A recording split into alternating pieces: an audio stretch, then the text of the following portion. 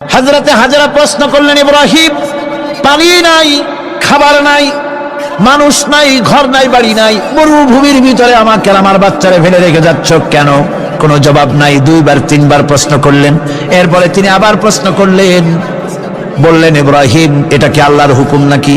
হযরত ইব্রাহিম আলাইহিস সালাম নিজের কলিজার টুকরা সন্তান আর বিবিকে রেখে যেতেছেন ভারাক্রান্ত মন নিয়ে। তিনি আকাশের দিকে আঙ্গুল উঁচু করে দেখালেন। হযরত হাজরা বুঝলেন ইনি তো আল্লাহর পয়গম্বর, আমার কোনো অপরাধে এভাবে ফেলে যাওয়ার কথা নয়। তিনি বুঝলেন এটা আল্লাহর হুকুম। হযরতে হাজরা বললেন, ইব্রাহিম রে, নিশ্চিন্ত মনে বাড়ি ফিরে যাও, আমার মনে কোনো চিন্তা নাই, কোনো পেরেশানি আর এখন নাই।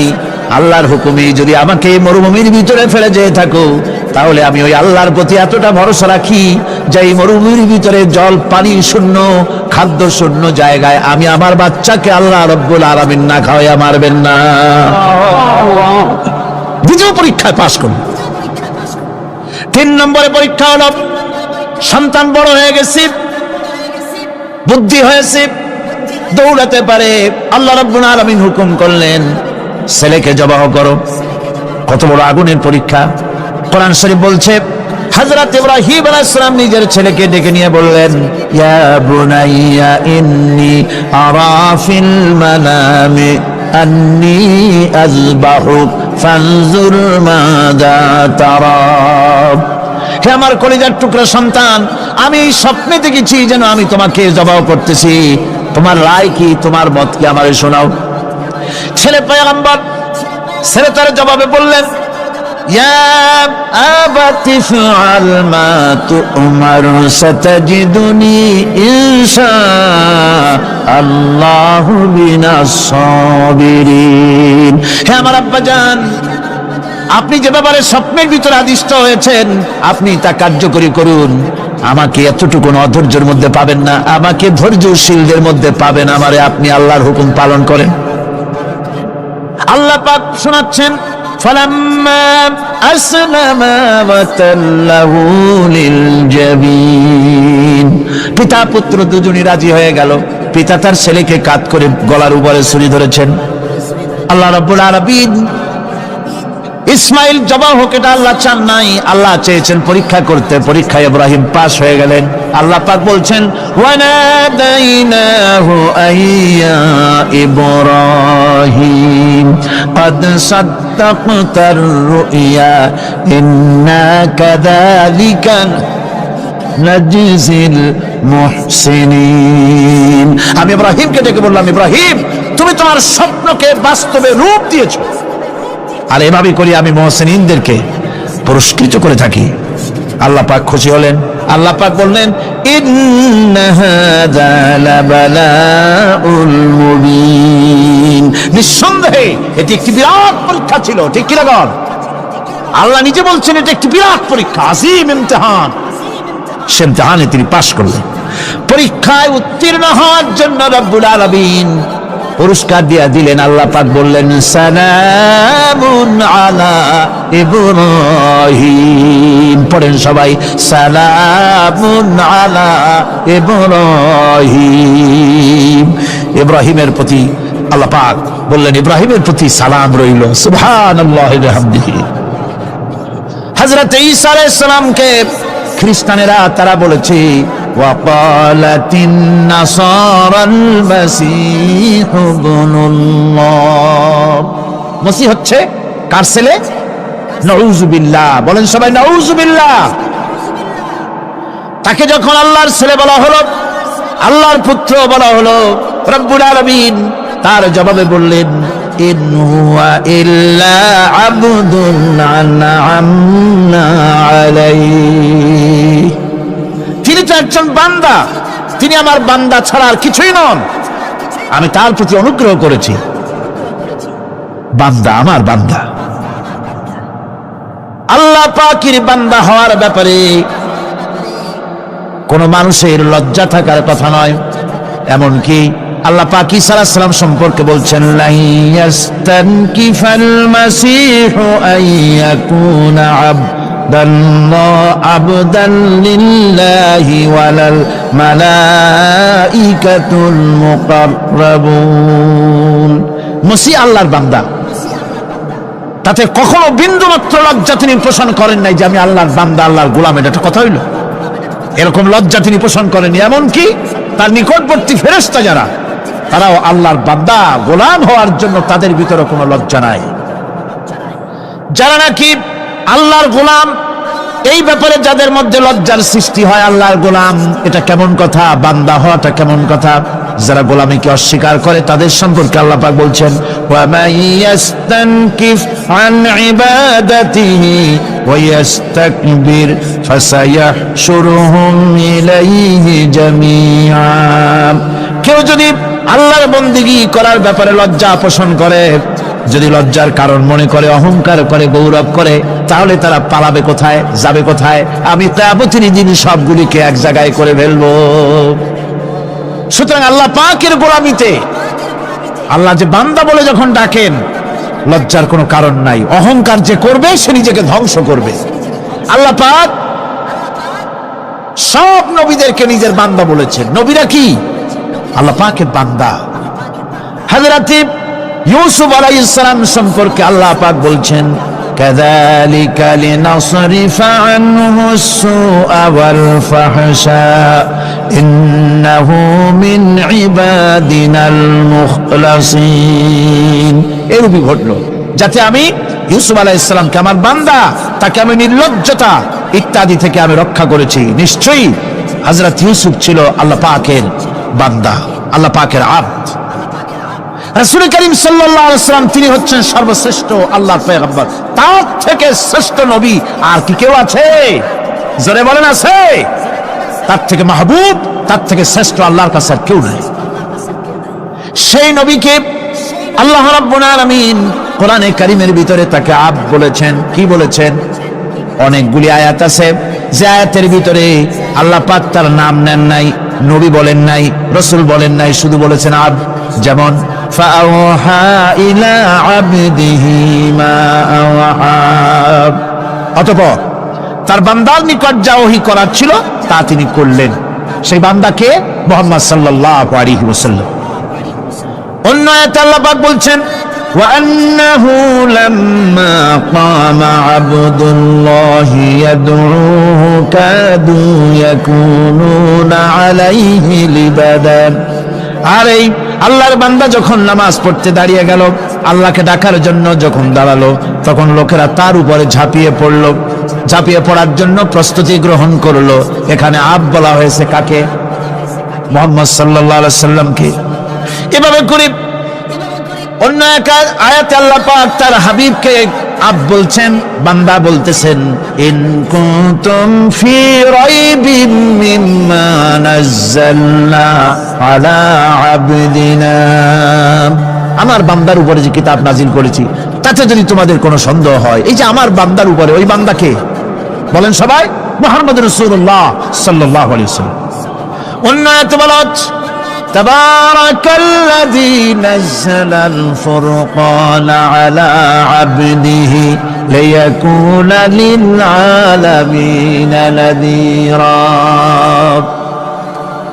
অতীব বরকতপূর্ণ সেই মহান সত্তা যিনি তার বান্দার উপরে ফুরকান নাজিল করেছেন। কে সেই বান্দা? মুহাম্মদ সাল্লাল্লাহু আলাইহি ওয়াসাল্লাম। মেরাজের ঘটনা বলতে গিয়ে আল্লাহ রাব্বুল আলামিন বলতেছেন, সুবহানাল্লাযী আসরা বিআবদিহি লাইলাম মিনাল মাসজিদিল হারামি ইলাল মাসজিদিল আকসা। পবিত্র সেই মহান সত্তা যিনি তার বান্দাকে ইসরা করিয়েছেন। কে সেই বান্দা? মুহাম্মদ রাসূলুল্লাহ সাল্লাল্লাহু আলাইহি ওয়াসাল্লাম। সুতরাং আবদিয়াত, ইবাদত, গোলামি, এটা হচ্ছে মানুষের জীবনের সবচেয়ে বড় মর্যাদাকর খেতাব আল্লাহর পক্ষ থেকে আল্লাহর বান্দা হওয়া। গোলামি পরিপূর্ণরূপে হবে কেবলমাত্র আল্লাহ পাকের। এই গোলামির জন্যই আল্লাহ পাক আমাদেরকে সৃষ্টি করেছেন, অন্য কোনো কাজে আমাদেরকে সৃষ্টি করেন নাই। সেই জন্য আমাদেরকে গোলামি করতে হবে, আনুগত্য করতে হবে কেবলমাত্র কার বলুন তো? এই গোলামি যদি সঠিকভাবে করি, যদি বান্দারা যারা আল্লাহ পাকের বান্দা বলে, গোলাম বলে নিজেদেরকে দাবি করে, যদি সঠিকভাবে ইবাদতটা করা যায়, তাহলে আল্লাহ তাদের জন্য কি ওয়াদা করেছেন শুনুন। দুনিয়ায় তাদেরকে আল্লাহ পুরস্কার দেবেন, আখিরাতেও দিবেন, এটা বন্ধ করে। দুনিয়া এবং আখিরাতে আল্লাহ পুরস্কার দেবে। সে পুরস্কারটা কি? দুনিয়ার পুরস্কারটা আগে শোনেন। আল্লাহ পাক বলেন, যারা আমার ইবাদত করবে তাদের ব্যাপারে আমার ওয়াদা শোনো। ওয়াদাল্লাহুল্লাযীনা আমানু ওয়া আমিলুস সালিহাতি লায়াস্তাখলিফান্নাহুম ফিল আরদি কামাস্তাখলাফাল্লাযীনা মিন ক্বাবলিহিম। তোমাদের মধ্যে যারা ঈমান এনেছে এবং সৎ কাজ করেছে, আল্লাহ রাব্বুল আলামিন তাদের ব্যাপারে আল্লাহর ওয়াদা হচ্ছে, আল্লাহর প্রতিজ্ঞা হচ্ছে, আল্লাহ ওয়াদা করতেছেন তাদেরকে জমিনের উপরে প্রতিষ্ঠিত করবেন। যেমন করে তোমাদের পূর্বপুরুষদেরকে প্রতিষ্ঠিত করা হয়েছিল, ওইভাবে তোমাদেরকে প্রতিষ্ঠিত করা হবে। সুবহানাল্লাহ। প্রতিষ্ঠিত করা হবে মানে রাষ্ট্র ক্ষমতা দেওয়া হবে। কি দেওয়া হবে? যদি গোলাম হও, যদি কি হও? গোলাম।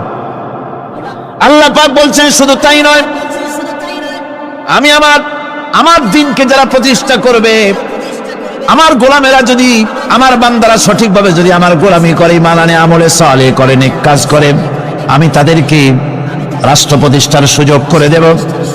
আর তাদের জন্য ভীতির পরিবর্তে, সন্ত্রাসের পরিবর্তে শান্তি কায়েম করে দেব। সুবহানাল্লাহ।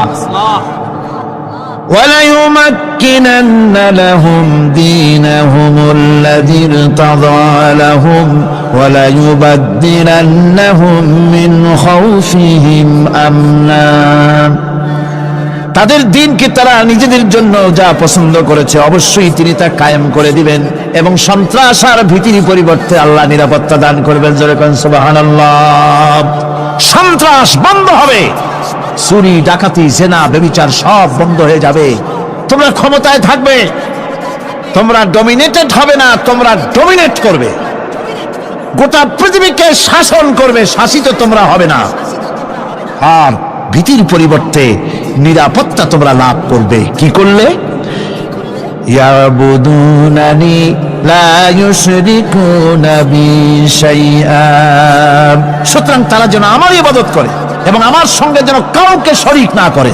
আল্লাহ বলছেন, তোমরা যদি আমার সাথে শরীক না করো, ইবাদতের মধ্যে কাউকে যদি শরীক স্থাপন না করো, আর যদি তোমরা আমার ইবাদতটা সলিড ভাবে আমার জন্যই করো, তাহলে রাষ্ট্র ক্ষমতা তোমাদের হাতে আসবে, সন্ত্রাস নির্মূল হবে, শান্তি প্রতিষ্ঠিত হবে। এই হচ্ছে দুনিয়ার পুরস্কার। এটা কিসের পুরস্কার? আর আখিরাতের পুরস্কারের কথা বলা হচ্ছে, ومن يطع الله ورسوله ويخشى الله ويتقه فأولئك هم الفائزون। যে ব্যক্তি আল্লাহ এবং রাসূলের আনুগত্য করেছে, আল্লাহকে ভয় করে চলেছে, তার গজব থেকে বেঁচে রয়েছে, সেই হচ্ছে সফল কাম। সফল কাম মানে কি? কিয়ামতের দিন আল্লাহ পাক তাদেরকে জান্নাত দান করবেন। আল্লাহ পাক তাদেরকে কিয়ামতে কি দিবেন? জান্নাত দিবেন, চিরস্থায়ী শান্তির জায়গা, সেই জান্নাত লাভ করা যাবে। আজ ইবাদতের এই যে গুরুত্বপূর্ণ ইবাদত, এই ইবাদতের ভুল অর্থ সমাজের ভিতরে ছড়িয়ে আছে। সাধারণ মানুষের ভুল করেছে, অসাধারণ মানুষেরাও ইবাদতের ভুল অর্থ করে ভুলের মধ্যে নিমজ্জিত আছে বিরাট সংখ্যক লোকেরা। সাধারণ মুসলমানেরা তারা যে ভুলটা করলো ইবাদতের অর্থ করতে গিয়ে, সেটা হলো এই, সাধারণ লোকেরা মনে করলো কয়েকটা অনুষ্ঠানের নাম হচ্ছে ইবাদত, নামাজ, রোজা, হজ, যাকাত, সাদকা, ফিতরা, এর নাম হলো ইবাদত। অনুষ্ঠান শেষে তারা নিজেদেরকে স্বাধীন মনে করলো। তারা আল্লাহ পাকের প্রত্যেকটি আইনের ধারাকে লঙ্ঘন করলো।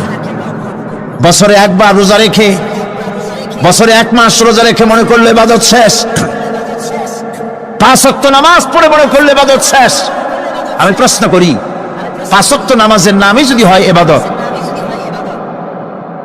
5 ওয়াক্ত নামাজের নামই ইবাদত, এটাই যদি হয়, তাহলে 5 ওয়াক্ত নামাজ পড়তে সময় লাগে কত? উজু টুজু করে বড় জোর 1-1.5 ঘন্টা সময় লাগে 5 ওয়াক্ত নামাজ পড়তে। তো এর নাম যদি হয় ইবাদত, তার অর্থ কি দাঁড়াবে? অর্থ দাঁড়াবে আপনি 24 ঘন্টার ভিতরে 1 থেকে 1.5 ঘন্টার জন্য আল্লাহর গোলাম, বাকি 22 ঘন্টার জন্য শয়তানের গোলাম হতে কেউ রাজি আছেন? রোজার নামই যদি হয় শুধু ইবাদত, তাহলে তার অর্থ দাঁড়াবে বছরের ভিতরে 1টা মাসের জন্য আপনি আল্লাহর গোলাম, আর 11 মাসের জন্য শয়তানের গোলাম হতে কেউ রাজি আছে? তাহলে বিষয়টা কি? বিষয়টা হচ্ছে নামাজ, রোজা, হজ, যাকাতি শুধুমাত্র ইবাদত নয়, আনুষ্ঠানিক ইবাদত তো বটেই, কম্পালসারি ইবাদত তো বটেই, কিন্তু শুধুমাত্র নামাজ, রোজা, হজ, যাকাত ইবাদত শুধুমাত্র নয়, এগুলি হচ্ছে ইবাদতের পার্ট, ইবাদতের অংশ।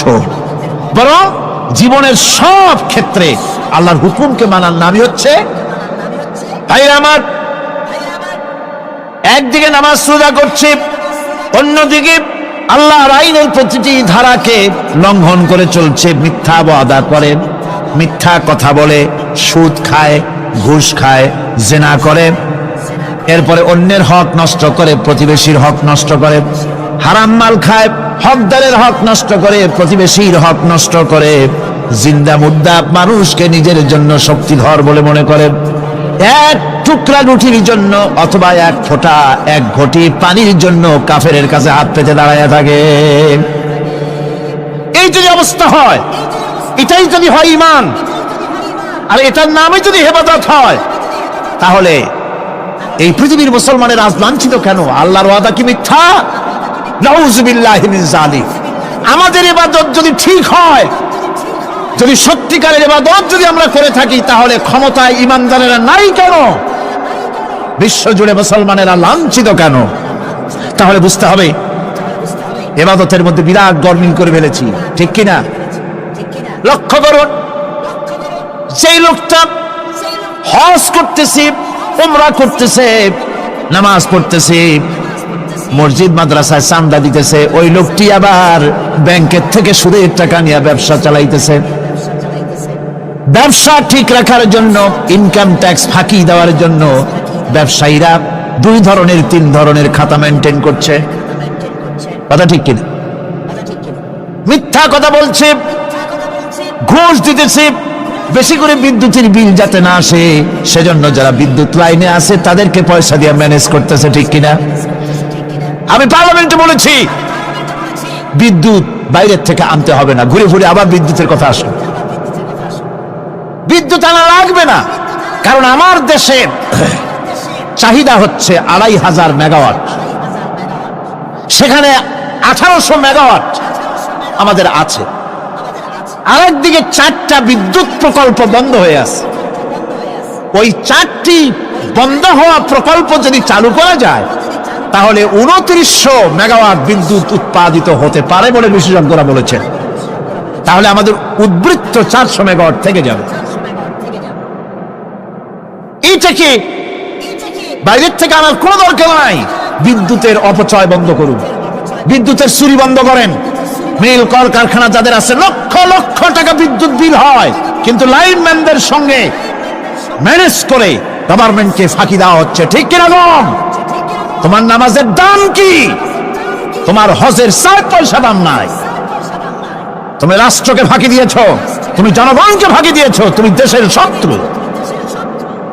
টেলিফোনের বিল হাজার হাজার টাকা, লাখ টাকার বেশি বিল হয়, লাইনম্যানের সঙ্গে ম্যানেজ করে 500, 700, 2000 টাকা দিয়ে সারিয়ে দেয়, ঠিক কিনা?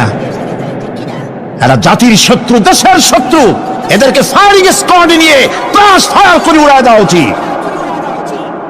এরা দেশের দুশ্মন। আজ সিস্টেম লসের নাম দিয়া বিদ্যুৎ চুরির আরেক ব্যবস্থা করা হয়েছে। সিস্টেম লস করে ওনারা নিজেরা, আর এর ভোগান্তি জনগণকে করতে হয়। কসাইয়ের মতো ছুরি দিয়া জবাও করে জনগণের কাছ থেকে সিস্টেম লসের চার্জ আদায় করা হয়। আমি পার্লামেন্টে বলেছি, মাননীয় স্পিকার, সিস্টেম লস এই নামটা উঠাও দেন, এই প্রথা বন্ধ করে দিন।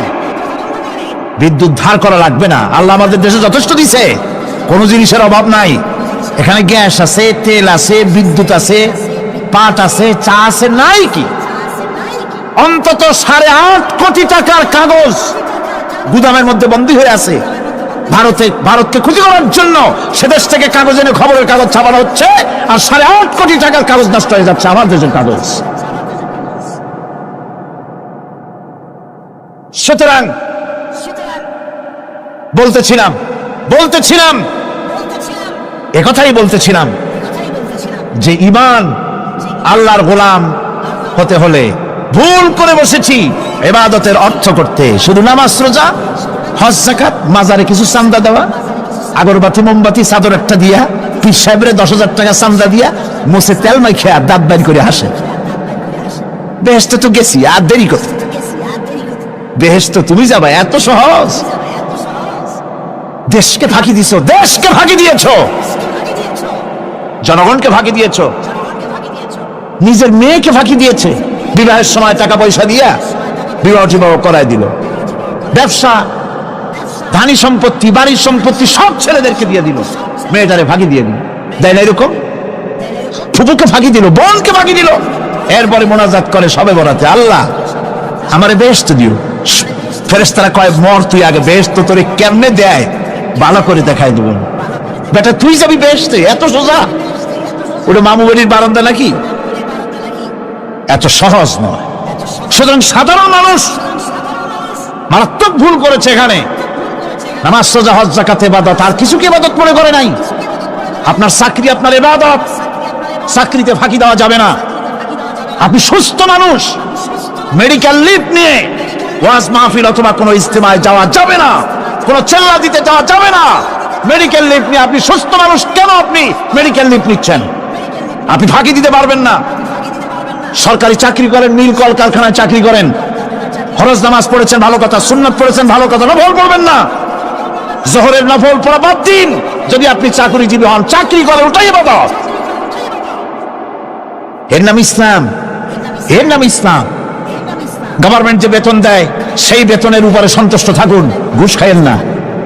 যদি বেশি বেতন লাগে গভর্নমেন্টের কাছে দাবি জানান, আমাদের বেতন বাড়ায় দাও। ঘুষ খাবেন কেন? হারাম। যদি কোন এটা কি? এই ঘুষের টাকা, ঘুষের টাকা মাজারে দিয়া, পীরেরে দিয়া আল্লাহরে খুশি করবেন, এত সহজ না, এত সহজ না। সেই জন্য আমি সব ভাইদের খেদমতে আরজ করব, ইবাদত হচ্ছে জীবনের সব ক্ষেত্রে গোলামি, সকল ক্ষেত্রে গোলামি। চাকরিতে, অফিসে, আদালতে, কলকারখানায়, ক্ষেত খামারে, পার্লামেন্টে, সেক্রেটারিয়েটে, সেনানিবাসে, স্কুলে, কলেজে, বিশ্ববিদ্যালয়, সর্বত্র গোলামি কার? আল্লাহ পাকের। রিজকে হালাল করতে হবে, উপার্জনকে হালাল করতে হবে, সত্যিকারের আল্লাহর গোলাম হতে হবে। এক্ষেত্রে ইবাদতের অসাধারণ ব্যক্তি যারা, তারাও এক শ্রেণীর অসাধারণ ব্যক্তিরাও ভুল করে বসছেন। তারা যে ভুলটা করলেন ওটা হচ্ছে তারা তাসবিহ, জায়নামাজ, খানকা, হুজরাখানা এর ভেতরে বসে জিকির আজগার করাটাকেই জীবনের জন্য আল্লাহর ইবাদত মনে করে নিলেন। আল্লাহর বান্দারা যখন অনাচার ব্যভিচারে লিপ্ত, আল্লাহর আইনের পরিবর্তে যখন মানুষের তৈরি করা আইন চলছে, চেচনিয়া, বসনিয়া যখন মানুষদেরকে জবাও করা হচ্ছে, বসনিয়ার মুসলমান সন্তানদেরকে যখন জবাও করা হয়, কাশ্মীরের স্বাধীনতাকামী মুসলমানদের অধিকার হরণের জন্য তাদের উপরে যখন বন্য হায়নার মতো, পশুর মতো যখন ভারতীয় শত্রু সৈন্যরা যখন হামলা চালায়, সোমালিয়ার মানুষগুলি যখন না খেয়ে তাদের হাড়, পাঁজরার হাড়গুলি যখন বেরিয়ে যায়, তখনও যদি আপনি খানকার ভেতরে থেকে তসবিহ পড়েন আর তাহাজ্জুদের নামাজ পড়ে কপালে দাগ লাগান, এই অন্যায়ের বিরুদ্ধে যদি সোচ্চার না হন, আপনার এই তসবিহর কোনো দাম নাই। আপনাকে সোচ্চার হতে হবে, আপনাকে অন্যায়ের বিরুদ্ধে খাড়া হতে হবে।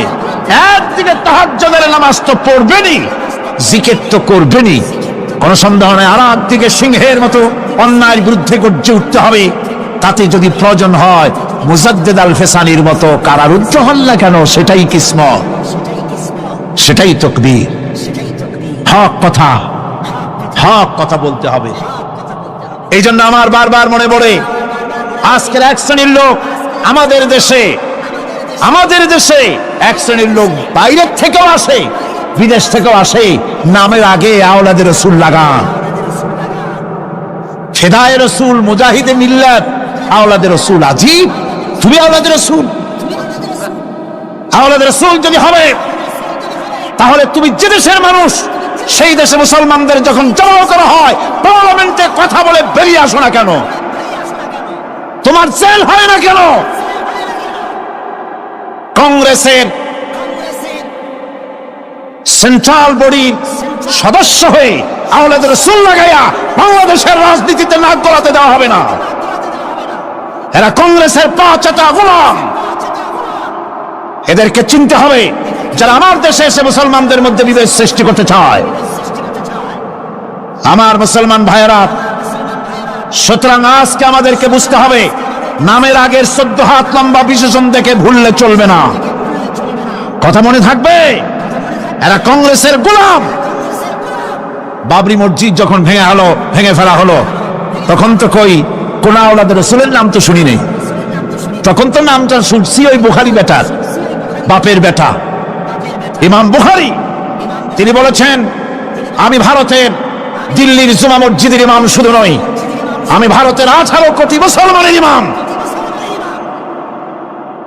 বাবরি মসজিদকে গড়ে দিতে হবে।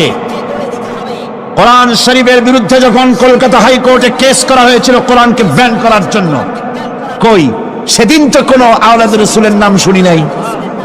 সেদিন তো ওই বুখারী বেটাই বলেছেন, ভারতের হাইকোর্ট থেকে কোন জাজ, কোন বিচারক যদি কোরআন শরীফ ব্যান করা হলে বলে এই কথাটি উচ্চারণ করে, তাহলে আমি তাকে পায়ের তলে পালিয়ে ধরে বাম হাত দিয়ে তার জিহ্বাটা টেনে ছেড়ে ফেলে দেব।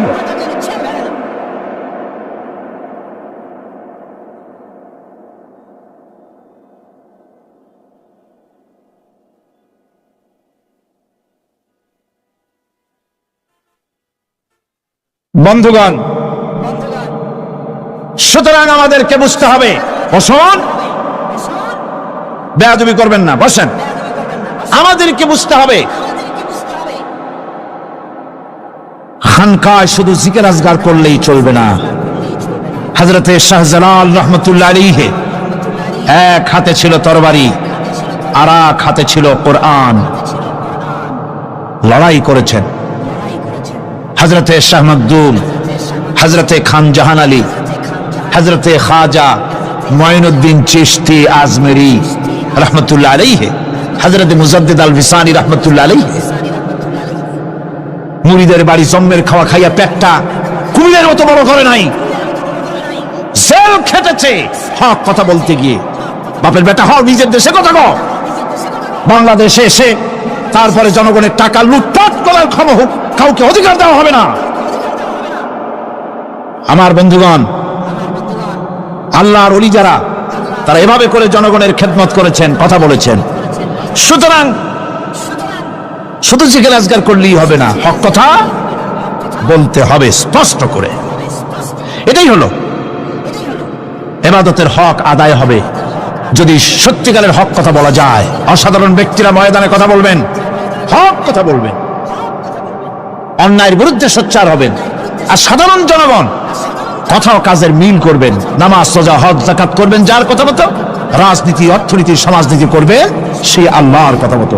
তাহলেই সত্যিকারের মুসলমান হওয়া যাবে। কথা বুঝে আসছে কিনা ভাই? কথা বুঝে আসছে কিনা? একটু জোরে সরে জিকির করেন, লা ইলাহা ইল্লাল্লাহ, লা ইলাহা, লা ইলাহা ইল্লাল্লাহ। আরো জোরে,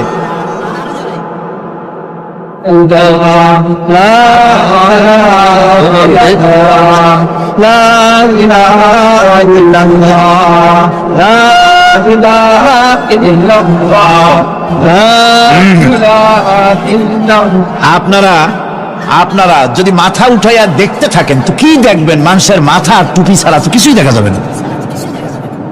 কাজেই ওঠা বসা না করে আজকে এক পবিত্র রাত আমরা আল্লাহর কাছে দোয়া করব। আলোচনার আমি এগিয়ে যাচ্ছি। এবাদত আমাদেরকে বুঝতে হবে। এবাদত যদি না বুঝি তাহলে মুসলমান বলে দাবি করারও কোনো মূল্য নাই, মানব জন্ম বৃথা। কারণ হচ্ছে আল্লাহ রাব্বুল আলামিন বলেছেন, মা খালাকতুল জিন্না ওয়াল ইনসা ইল্লা লিয়াবুদুন। মানুষ আর জিন জাতিকে আমি সৃষ্টি করেছি আমার গোলামির জন্য। কার গোলামি? ওই গোলামির পূর্ণাঙ্গ নমুনা যদি জানতে চাই, পূর্ণাঙ্গ নমুনা দৃষ্টান্ত লাগবে। কাকে অনুসরণ করব? পূর্ণাঙ্গ ইবাদতের আল্লাহর গোলামির পূর্ণাঙ্গ নমুনার জন্য কোরআনে কারিমে দৃষ্টান্ত সেট করা হয়েছে। হযরত ইব্রাহিম আলাইহিস সালামের আল্লাহ পাক বলেন, ইয ক্বালা লাহু রাব্বুহু আসলিম ক্বালা আসলামতু লিরাব্বিল আলামিন। তার অবস্থা এই ছিল, কার? ইব্রাহিম আলাইহিস সালাম। তার অবস্থা এই ছিল যে তার রব যখন তাকে বললেন আনুগত্যের মস্তককে অবনত করে দাও, তিনি বললেন আমি আমার বিশ্বপালকের সামনে মাথাটা নত করে দিলাম। সুবহানাল্লাহ, কোন শর্ত ছাড়াই মাথা নিচু করে দিলাম। এই পন্থায় তিনি যে পন্থাটা অবলম্বন করেছিলেন, এই পন্থায় চলার জন্য তার সন্তানদেরকেও তিনি হুকুম করেছিলেন। ووصى بها إبراهيم ببنيه ويعقوب يا بني إن الله اصطفى لكم الدين فلا تموتن إلا وأنتم مسلمون। ইয়াকুব এবং ইব্রাহিম আলাইহিস সালাম তার সন্তানদেরকে এই উপদেশ দিয়েছিলেন যে তিনি বলেছিলেন, হে আমার সন্তানেরা, আল্লাহ ছাড়া তোমাদের জন্য আল্লাহ পাক এই দ্বীনকে মনোনীত করেছেন। আল্লাহ পাকের আনুগত্য করবে, তার দ্বীনের প্রতি সারেন্ডার করবে। আর খবরদার মুসলমান না হয়ে যেন তোমরা মরে যেও না। মৃত্যু মুসলমান অবস্থায় থাকবে, অর্থাৎ মৃত্যু পর্যন্ত থাকবে কি অবস্থায়? মুসলমান অবস্থায়। أم كنتم شهداء إذ حضر يعقوب الموت إذ قال لبنيه ما تعبدون من بعدي। ইয়াকুব আলাইহিস সালাম তার মৃত্যুর সময় জিজ্ঞেস করেছিলেন, ও আমার সন্তানেরা, আমার মৃত্যুর পরে তোমরা কার ইবাদত করবে, তার কার গোলামি করবে? তারা জবাব দিলেন, قالوا نعبد إلهك وإله آبائك إبراهيم وإسماعيل وإسحاق إلها واحدا ونحن له মুসলিমুন। নিঃসন্দেহে আমরা ইবাদত করব, গোলামি করব আপনার রবের, আপনার পিতার রবের, এবং আল্লাহর ইবাদত করব। আপনিও আপনার পূর্বপুরুষ ইব্রাহিম, ইসমাইল যে আল্লাহকে ইবাদত করেছে, সে আল্লাহ পাকের ইবাদত আমরা করব এবং তার অনুগত হয়ে থাকব। দাসত্ব এবং পূর্ণাঙ্গ দাসত্বের গোলামীর পূর্ণাঙ্গ নমুনা হচ্ছেন হযরত ইব্রাহিম আলাইহিস সালাম। আল্লাহ গোটা জমিন যখন শিরকের অন্ধকারে ডুবে গিয়েছিল, তখন হযরত ইব্রাহিম আলাইহিস সালাম তাওহীদের আলো জ্বালিয়ে দিয়েছিলেন। এই নিবেদিতদের ইমাম হিসাবে আল্লাহ পাক তাকে ঘোষণা দিলেন। কোরআনে কারীম বলছে, وَإِذَا ابْتَلَى إِبْرَاهِيمَ رَبُّهُ بِكَلِمَاتٍ فَأَتَمَّهُنَّ قَالَ إِنِّي جَاعِلُكَ لِلنَّاسِ إِمَامًا। ইব্রাহিমকে তার রব কয়েকটি বাক্য দিয়ে পরীক্ষা করলেন এবং তিনি সেই পরীক্ষাগুলোতে পাশ করলেন। তখন আল্লাহ রাব্বুল আলামিন তাকে বললেন যে আমি তোমাকে গোটা বিশ্ব মানবতার জন্য, গোটা বিশ্বের সমস্ত মানুষের জন্য আমি তোমাকে নেতা বানাবো। সুবহানাল্লাহি ওয়া বিহামদিহি। প্রথম পরীক্ষা হলো, গতকাল বলেছি, সে আগুনের পরীক্ষা। সেখানে আল্লাহ পাক তাকে পাশ করালেন, তিনি পাশ করলেন। দ্বিতীয় পরীক্ষা ছিল বিবি এবং নবজাতক সন্তানকে নিয়ে। আল্লাহ হুকুম করলেন, এই বিবি আর বাচ্চারে নিয়ে মরুভূমিতে রেখে আসো। মরুভূমিতে যেখানে ঘর নাই, বাড়ি নাই, সেই জায়গায় বিবি এবং বাচ্চাকে রেখে যাওয়ার সময় তিনি বললেন, রব্বানা ইন্নী আসকানতু মিন যুররিয়্যাতি বিওয়াদিন গায়রি যী যাররিন ইনদা বাইতিকাল মুহাররাম। হে আল্লাহ রাব্বুল আলামিন, আমি পানি এবং তরুলতাবিহীন এক মরুভূমির ভিতরে আমার বংশের একটি অংশকে এখানে রেখে গেলাম। তোমার ঘরের কাছে পুনর্বাসিত আমি তাদের কাছে, এই ঘরের কাছে, সম্মানিত ঘরের কাছে রেখে গেলাম। পরীক্ষায় তিনি পাশ করলেন। হযরতে হাজেরা প্রশ্ন করলেন, ইব্রাহিম, পানি নাই, খাবার নাই, মানুষ নাই, ঘর নাই, বাড়ি নাই, মরুভূমির ভিতরে আমাকে আর আমার বাচ্চারে ফেলে রেখে যাচ্ছ কেন? কোনো জবাব নাই। দুইবার তিনবার প্রশ্ন করলেন। এরপরে তিনি আবার প্রশ্ন করলেন, বললেন, ইব্রাহিম, এটা কি আল্লাহর হুকুম নাকি? হযরত ইব্রাহিম আলাইহিস সালাম নিজের কলিজার টুকরা সন্তান আর বিবিকে রেখে যেতেছেন ভারাক্রান্ত মন নিয়ে। তিনি আকাশের দিকে আঙ্গুল উঁচু করে দেখালেন। হযরত হাজেরা বুঝলেন ইনি তো আল্লাহর পয়গম্বর, আমার কোন অপরাধে এভাবে ফেলে যাওয়ার কথা নয়। তিনি বুঝলেন এটা আল্লাহর হুকুম। হযরতে হাজেরা বললেন, ইব্রাহিম রে, নিশ্চিন্ত মনে বাড়ি ফিরে যাও। আমার মনে কোনো চিন্তা নাই, কোনো পেরেশানি আর এখন নাই। আল্লাহর হুকুমে যদি আমাকে মরুভূমির ভিতরে ফেলে যেয়ে থাকো, তাহলে আমি ওই আল্লাহর প্রতি এতটা ভরসা রাখি যে এই মরুভূমির ভিতরে জল পানি শূন্য, খাদ্য শূন্য জায়গায় আমি আমার বাচ্চাকে আল্লাহ রব্বুল আলামিন না খাওয়াইয়া মারবেন না। দ্বিতীয় পরীক্ষায় পাশ করি। 3 নম্বরে পরীক্ষা হলো সন্তান বড় হয়ে গেছে, বুদ্ধি হয়েছে, দৌড়াতে পারে। আল্লাহ রাব্বুল আলামিন হুকুম করলেন ছেলেকে জবাহ করো। কত বড় আগুনের পরীক্ষা! কোরআন শরীফ বলছে হযরত ইব্রাহিম আলাইহিস সালাম নিজের ছেলেকে ডেকে নিয়ে বললেন, ইয়া বুনাইয়া ইন্নী আরা ফিল মানামি আন্নী আযবাহুক ফানজুর মাযা তারা। হে আমার কলিজার টুকরা সন্তান, আমি এই স্বপ্নে দেখেছি যেন আমি তোমাকে জবাহ করতেছি, তোমার রায় কি, তোমার মত কি, আমারে শোনাও। ছেলে পয়গম্বর, ছেলে তার জবাবে বললেন, ইয়া আবাতি ফাআল মা তু'মার সাতাজিদুনি ইনশাআল্লাহু মিনাস সাবিরিন। হে আমার আব্বাজান, আপনি যে ব্যাপারে স্বপ্নের ভিতরে আদিষ্ট হয়েছেন আপনি তা কার্যকরী করুন। আমাকে এতটুকু অধৈর্যের মধ্যে পাবেন না, আমাকে ধৈর্যশীলদের মধ্যে পাবেন। আমারে আপনি আল্লাহর হুকুম পালন করেন। আল্লাহ পাক শোনাচ্ছেন, ফালাম্মা আসলামা ওয়া তাল্লাহু লিল জাবিন। পিতা পুত্র দুজনই রাজি হয়ে গেল। পিতা তার ছেলেকে কাঁধ করে গলার উপরে ছুরি ধরেছেন। আল্লাহ রাব্বুল আলামিন ইসমাইল জবাহ হোক এটা আল্লাহ চান নাই, আল্লাহ চেয়েছেন পরীক্ষা করতে। পরীক্ষায় ইব্রাহিম পাশ হয়ে গেলেন। আল্লাহ পাক বলছেন, ওয়ানাদাইনাহু আইয়া ইব্রাহিম ক্বাদ সাদ্দাকতার রুইয়া ইন্না কাযালিকা নাজজিল মুহসিনিন। আমি ইব্রাহিমকে ডেকে বললাম, ইব্রাহিম তুমি তোমার স্বপ্নকে বাস্তবে রূপ দিয়েছো, আর এভাবে করি আমি মুহসিনিনদেরকে পুরস্কৃত করে থাকি। আল্লাহ পাক খুশি হলেন। আল্লাহ পাক বললেন, ইন্না হাযা লাবালাউল মুবিন। নিঃসন্দেহে এটি একটি বিরাট পরীক্ষা ছিল। ঠিক কি লাগান? আল্লাহ নিজে বলছেন এটা একটি বিরাট পরীক্ষা, আযীম ইমতিহান। সে ইমতিহানে তিনি পাশ করলেন। পরীক্ষায় উত্তীর্ণ হওয়ার জন্য রব্বুল আলামিন পুরস্কার দিয়া দিলেন। আল্লাহ পাক বললেন, সালামুন আলা ইব্রাহিম। পড়েন সবাই, সালামুন আলা ইব্রাহিম। ইব্রাহিমের প্রতি আল্লাহ পাক বললেন, ইব্রাহিমের প্রতি সালাম রইল। সুবহানাল্লাহি ওয়া বিহামদিহি।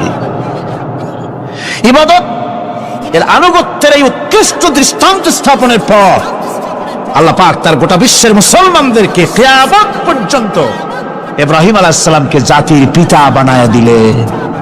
সুবহানাল্লাহ। কইতে ইচ্ছা করে না? এরকম পরীক্ষা কোন পিতারা দিতে পারছে নাকি? গোটা বিশ্বের সমস্ত মানব মণ্ডলীর জন্য আল্লাহ পাক ইব্রাহিম আলাইহিস সালামকে কিয়ামত পর্যন্ত জাতির পিতা হিসাবে ঘোষণা করেছেন। সুবহানাল্লাহ। মিল্লাতা বিকুম ইব্রাহিম ওয়া সাম্মাকুমুল মুসলিমিন। তোমরা তোমাদের পিতা ইব্রাহিমের মিল্লাতের উপর প্রতিষ্ঠিত হও। আল্লাহ পাক বলছেন, তোমাদের পিতা ইব্রাহিমের মিল্লাতের উপর প্রতিষ্ঠিত হও, আর আল্লাহ তোমাদের নাম রেখেছে মুসলমান। তোমরা হচ্ছে মুসলমান। আমাদের পরিচয়, ওই যে পরিচয়ের কথা আগে হয়ে গেছে, আমাদের পরিচয় আমরা মুসলমান। আমাদের পরিচয় কি? মুসলমান। এটা প্রথম পরিচয়। ইবাদতের পূর্ণাঙ্গ মাপকাঠি হিসেবে আল্লাহ পাক হযরত ইব্রাহিম আলাইহিস সালামকে দুনিয়াবাসীর সামনে পেশ করেছেন। কোরআন বলছে, ইহুদি এবং খ্রিস্টানেরা মুসলমানদেরকে বিভ্রান্ত করতে চায়। তারা বলে, ওয়াকালু কুনু হুদান আও নাসারা তাহতাদু কুল বাল মিল্লাতা ইব্রাহিমা হানিফা ওয়া মা কানা মিনাল মুশরিকিন। ইহুদিরা বলে ইহুদি হও তবেই তোমরা সঠিক পথ পাবা, খ্রিস্টানের বলে খ্রিস্টান হও তবেই তোমরা সঠিক পথ প্রাপ্ত হবে। আল্লাহ পাক বলছেন, এদের সকলকে বলে দাও বরং তোমরা সব পরিত্যাগ করে মিল্লাতে ইব্রাহিমের ভিতরে শামিল হয়ে যাও। এটাই মুক্তির পথ, এটাই নাজাতের পথ, এটাই আল্লাহর পথ। সুবহানাল্লাহি ওয়া বিহামদিহি। এমনকি রাসূল করিম সাল্লাল্লাহু আলাইহি ওয়াসাল্লামকে আল্লাহ পাক বলেছেন আনিত্তাবি' মিল্লাতা ইব্রাহিম হানিফা, চারদিক থেকে মুখ ফিরিয়ে এনে মিল্লাতে ইব্রাহিমের ভিতরে শামিল হয়ে যাও, তারই অনুসরণ করো। রাসূল করিম সাল্লাল্লাহু আলাইহি ওয়াসাল্লাম ইবাদত বা আনুগত্যের সর্বোৎকৃষ্ট নমুনা হওয়ার কারণে ইব্রাহিম আলাইহিস সালাম সম্পর্কে হুজুর বলেছেন ইন্না ইব্রাহিমা খায়রুল বারিয়া, রাওয়াহু মুসলিম। রাসূল সাল্লাল্লাহু আলাইহি ওয়াসাল্লাম বলেছেন ইব্রাহিম হচ্ছেন জগতের সর্বোত্তম ব্যক্তি। সুবহানাল্লাহ। সুতরাং আমাদেরকে ইবাদতের নমুনা হিসেবে ইব্রাহিম আলাইহিস সালামকেও মানদণ্ড হিসেবে দেখতে হবে যে কিভাবে তিনি সারেন্ডার করেছিলেন আল্লাহ পাকের দরবারে।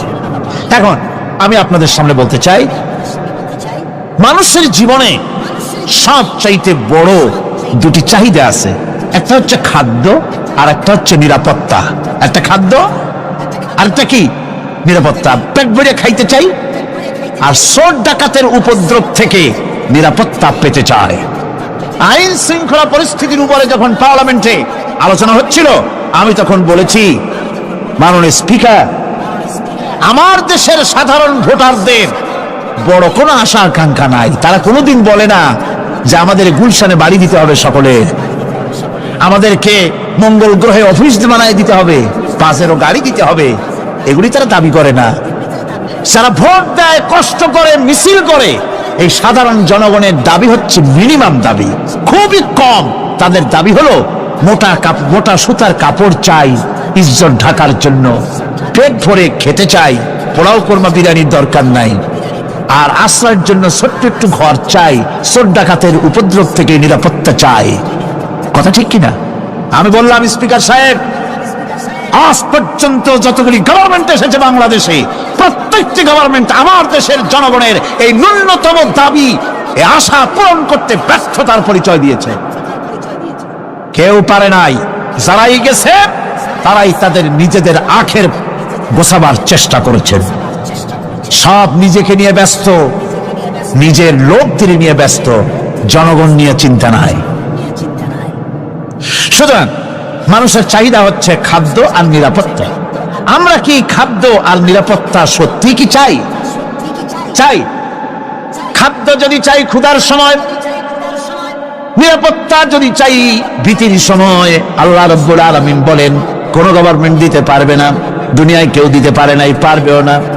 ক্ষুধার সময় যদি খাদ্য চাও, ভীতির সময় যদি নিরাপত্তা লাভ করতে চাও, তাহলে ফালিয়াবুদু রাব্ব হাযাল বাইত, এই ঘরের মালিকের ইবাদত কর। কোন ঘর? কাবা ঘর। বলেন কোন ঘর? কাবা ঘর। কাবা শরীফের মালিকের ইবাদত কর। তাহলে কি হবে? আল্লাযী আত'আমাহুম মিন জু'ইন ওয়া আমানাহুম মিন খাউফ। এই ঘরের মালিকের ইবাদত যদি করো, তাহলে ক্ষুধার সময় তিনি তোমাদেরকে খেতে দিবেন, আর ভীতির সময় তিনি তোমাদের নিরাপত্তা দান করবেন। এ ওয়াদা কার? চিল্লায় বলেন ওয়াদা কার? আল্লাহ পাকের ওয়াদা বিশ্বাস হলো না, এমনই পোড়া কপালের মুসলমান। নির্বাচন যখন আসলো, সলিমউদ্দিন সাহেব আসতেন মঞ্চের উপরে, পরিচয় করানো হচ্ছে। এত আপনারা যার বক্তৃতা শোনার জন্য দ্বীপ্রহরের রৌদ্রে কষ্ট করতেছিলেন, এখন সেই সংগ্রামী জননায়ক, বিপ্লবী সন্তান, তিনি এখন আপনাদের সামনে বক্তব্য রাখবেন। উনি দাঁড়ায় বললেন, ভাইয়ার আমার, বোনের আমার, আমি এবার বোতল মার্কা বাক্স নিয়ে দাঁড়াইছি, আমারে সকলে মিলে ভোট দেন। এবার যদি ক্ষমতায় যেতে পারি, না খাইয়া কেউ মরবেন না, কিন্তু কি খাইয়া মরবে তাও কয় না। মানুষেরা এই কথাগুলি বিশ্বাস করলার সমানে ভোট দিল। হায় রে কপাল! আল্লাহ বললেন আমার ইবাদত কর, আমার গোলামি কর জীবনের সব জায়গায়, তাহলে ক্ষুধার সময় খাইতে পারবি আর ভীতির সময় নিরাপত্তা পাবি। আল্লাহর কথাটা বিশ্বাস হইল না। এই নামাজ পড়ার মুসলমানের দাম আছে, কম দাম আছে? এ রোজাকার দাম আছে? এ মুসলমান দাবি করার দাম আছে? আল্লাহ রাব্বুল আলামিন তিনি পরিষ্কার করে বলছেন, এই ঘরের মালিকের ইবাদত করো, তিনি ক্ষুধার সময়ে খেতে দিবেন, আর তিনি তোমাদেরকে বিধির সময় নিরাপত্তা দান করবেন। চাউলের অভাব হবে না, পাটের অভাব হবে না, খাদ্যের অভাব হবে না, কারণ দুটি জিনিস যদি তোমরা করতে পারো খাবারের অভাব হবে না। ওয়ালাউ আন্না আহলাল কুরা আমানু ওয়াত্তাকাউ লাফাতাহনা আলাইহিম বারাকাতিন মিনাস সামাই ওয়াল আরদ। দেশের লোকেরা, জনপদের লোকেরা যদি দুইটা কাজ করে, এক নম্বরে হলো আমার উপর ঈমান আনবে, দুই নম্বরে হলো আমাকে ভয় করার নীতি অবলম্বন করে যদি চলে, তাহলে ওই দেশের মানুষের জন্য আকাশ আর জমিনের সব বরকতের দরজা আমি আল্লাহ খুলে দেব। আল্লাহর ওয়াদা। আল্লাহ পাকের নিকট মানুষের সবচাইতে বড় দাবি কি? আল্লাহর কাছে মানুষের সবচাইতে বড় দাবি কি করতে পারেন? আল্লাহ পাকের কাছে মানুষের শ্রেষ্ঠ দাবিটা আল্লাহ নিজেই শিখাই দিয়েছেন। আমার কাছে দাবি কর, ইহদিনাস সিরাতাল মুস্তাকিম। আয় আল্লাহ, একটা সোজা, একটা সরল রাস্তা আমারে দাও, একটা সহজ পথ আমারে দাও। এই কথা সূরা ফাতিহা দাবি করার পর আল্লাহ রাব্বুল আলামিন এই অভিনন্দনের জবাবে, 7টা বাক্যের অভিনন্দনের জবাবে আল্লাহ রাব্বুল আলামিন 30 পারা কোরআন শরীফ নাজিল করে দিলেন। সূরা ফাতিহার এই সওয়ালের জবাবে আল্লাহ পাক বললেন, ওয়া আনি'বুদুনি হাযা সিরাতুম মুস্তাকিম। সোজা রাস্তা চাও, আমার গোলামি করো, ইবাদত করো। সব জায়গায় ইবাদত, গোলামি করাই লাগবে। আমার কাছে সোজা রাস্তা চাও, সোজা রাস্তা হলো আমার গোলামি করা। কার গোলামি? বেহেশতে যেতে চান? আমি আসতে গেলাম বলে আপনারও আসতে জবাব দিলেন। বেহেশতে যেতে চান? সুবহানাল্লাহ। এমন কোন মানুষ আছে নাকি যে বেহেশতে যেতে চায় না? মদ করে যাইতে চায়। সবাই, আমরা সবাই বেহেশতের আশা করি, ঠিক কিনা? আল্লাহ রাব্বুল আলামিন বলেন, বেহেশতে যদি যেতে চাও তাহলেও ইবাদত করা লাগবে, ইবাদত ছাড়া জান্নাতে যাওয়া যাবে না। ফাদখুলি ফি ইবাদি ওয়াদখুলি জান্নাতি। সর্বপ্রথম আমার বান্দার মধ্যে দাখিল হয়ে যা, আমার গোলামির মধ্যে দাখিল হয়, আমার গোলাম হয়, এরপরে আমার জান্নাতে চলে যা। আগে গোলাম হবি, তারপরে কোথায় যাবি? জান্নাতে যাবে। আগে গোলাম হ, আগে গোলামির খাতায় নাম লেখা, আগে সত্যিকারের আমার বান্দা হ, গোলাম, এরপরে জান্নাতে যাওয়া যাবে। জান্নাতে যাইয়া আল্লাহর সাথে কি দেখা করতে চাই? আল্লাহর সাথে দেখা করতে চাই। আল্লাহ রাব্বুল আলামিন বলেন, ফামান কানা ইয়ারজু লিকা রাব্বিহি ফালইআমাল আমালান সালিহান ওয়া লা ইউশরিক বিইবাদাতি রাব্বিহি আহাদা। তোমাদের মধ্যে যদি কেউ আল্লাহর সঙ্গে, তার রবের সঙ্গে যদি কেউ দেখা করতে চায়, তাহলে সে যেন ভালো ভালো কাজ করে, নেক কাজ করে, আর তোমার রবের সাথে অর্থাৎ আল্লাহ রাব্বুল আলামিনের সাথে ইবাদতের মধ্যে যেন কাউকে শরীক না করেন। শিরক যদি না করো, খাঁটি গোলাম, খাঁটি বান্দায় যদি পরিণত হতে পারো, কিয়ামতের দিন আল্লাহ রাব্বুল আলামিনের সঙ্গে দিদার নসিব হয়ে যাবে। এই গোলামি করব কতদিন? কতদিন গোলামি করব? এই প্রশ্নের জবাবে আল্লাহ রাব্বুল আলামিন কোরআনে কারীমের মধ্যে জবাব দিয়ে দিয়েছেন, ওয়াবুদ রাব্বাকা হাত্তা ইয়াতিয়াকাল ইয়াকিন। মৃত্যু পর্যন্ত, যতক্ষণ না নাক দিয়ে শেষ প্রশ্বাসটি, নিঃশ্বাসটি বেরিয়ে যাচ্ছে, ততক্ষণ পর্যন্ত আনুগত্য, গোলামি সব হবে কার? জোরে চিল্লায় কোন কার? এই গোলামি জীবনের সব ক্ষেত্রে করতে পারলে আমরা মুসলমান, আর করতে না পারলে মুসলমান নামে মুনাফিক। না পারলে কি? মুনাফিক। বন্ধুগণ, ইয়াকা না'বুদু পর্যন্ত বলে ওয়া ইয়াকা নাস্তাইনের কথাটা শোনাচ্ছি। সূরা ফাতিহার ভিতরে আমরা পড়ি, পড়েন আমার সাথে, ইয়াকা না'বুদু ওয়া ইয়াকা নাস্তাইন। হে আল্লাহ, একমাত্র তোমার গোলামি করি আর একমাত্র তোমার কাছে সাহায্য চাই। তুমি ছাড়া কারো কাছে সাহায্য? এটা কি ঠিক? এটা কি আমাদের মনের কথা? ইমানের কথা? আল্লাহ করুন, আল্লাহ করুন, বলি আমিন। হাদিস শরীফে বলা হয়েছে, ইজা সাআলতা ফাসআলিল্লাহ ওয়া ইজা ইসতাআনতা ফাসতাইন বিল্লাহ। কিছু চাইতে হলে আল্লাহর কাছে চাও, কিছু বলতে হলে, ভিক্ষা করতে হলে আল্লাহর কাছেই ভিক্ষা করো। কার কাছে ভিক্ষা করবেন? আল্লাহর কাছে বলুন। আমার বন্ধুগণ, আমি আমার ঈমান থেকে কথা বলি, আমি আমার ঈমান থেকে কথা বলি। কোরআন এবং হাদিস পড়ে যতটুকু আল্লাহ বোঝার তৌফিক দিয়েছেন সেই কথাগুলি পেশ করার জন্য চেষ্টা করি। বন্ধুগণ, এদিক ওদিক কোনো দিকে না ঘুরে মসজিদে যান, মসজিদে গিয়ে নামাজ পড়েন, আর আল্লাহর কাছে হাত পেতে আল্লাহরে বলেন। সেজদা গিয়া যখন রব্বুল আলামিনের দরবারে কিছু চাইবেন, হুজুরের কাছে জিজ্ঞেস করা হয়েছে, হুজুর, বান্দা কখন আল্লাহর নিকটবর্তী হয়ে যায়? আল্লাহর নবী বলেছেন, বান্দা যখন সেজদা দেয় তখন বান্দা একেবারে আল্লাহ পাকের কাছে চলে যায়। আল্লাহর কাছে চান, যা দরকার, ছেলে নাই, মেয়ে নাই, বউ নাই, অথবা চাকরি নাই, প্রমোশন চাই, ব্যবসায় উন্নতি চাই, যা দরকার কাকে বলবেন? মনটাকে পরিষ্কার করুন, আজকে মনটাকে সাফ করুন, সমস্ত দুর্বলতা থেকে মনকে উঠায় আনো, বিশ্বাস করুন, যা চাওয়া, যা বলা সবটা আল্লাহর কাছে। কার কাছে? আমি তার গোলাম। আমি কার গোলাম? আল্লাহ ছাড়া কারো কাছে আমার অভিযোগ তুলবো না, সবটা বলবো আল্লাহর কাছে। বলে দেখেন, বলে দেখেন আল্লাহ পাক কিভাবে আপনাকে সাহায্য করেন। সুবহানাল্লাহ। ভাইরা আমার, আল্লাহ রাব্বুল আলামিন রাসূল করিম সাল্লাল্লাহু আলাইহি ওয়াসাল্লামকে বলেছেন, ফাইদা ফারাগতা ফানসাব ওয়া ইলা রাব্বিকা ফারগাব।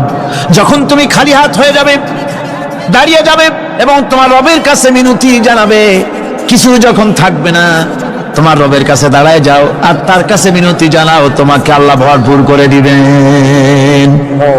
ভান্ডের কোনো অভাব নাই। আমাদের ভান্ড হচ্ছে যত দেব তত কমবে, আর আল্লাহর ভান্ড যত দেয় তত সমান সমান থাকে, মোটেই কমে না, মোটেই কমে না।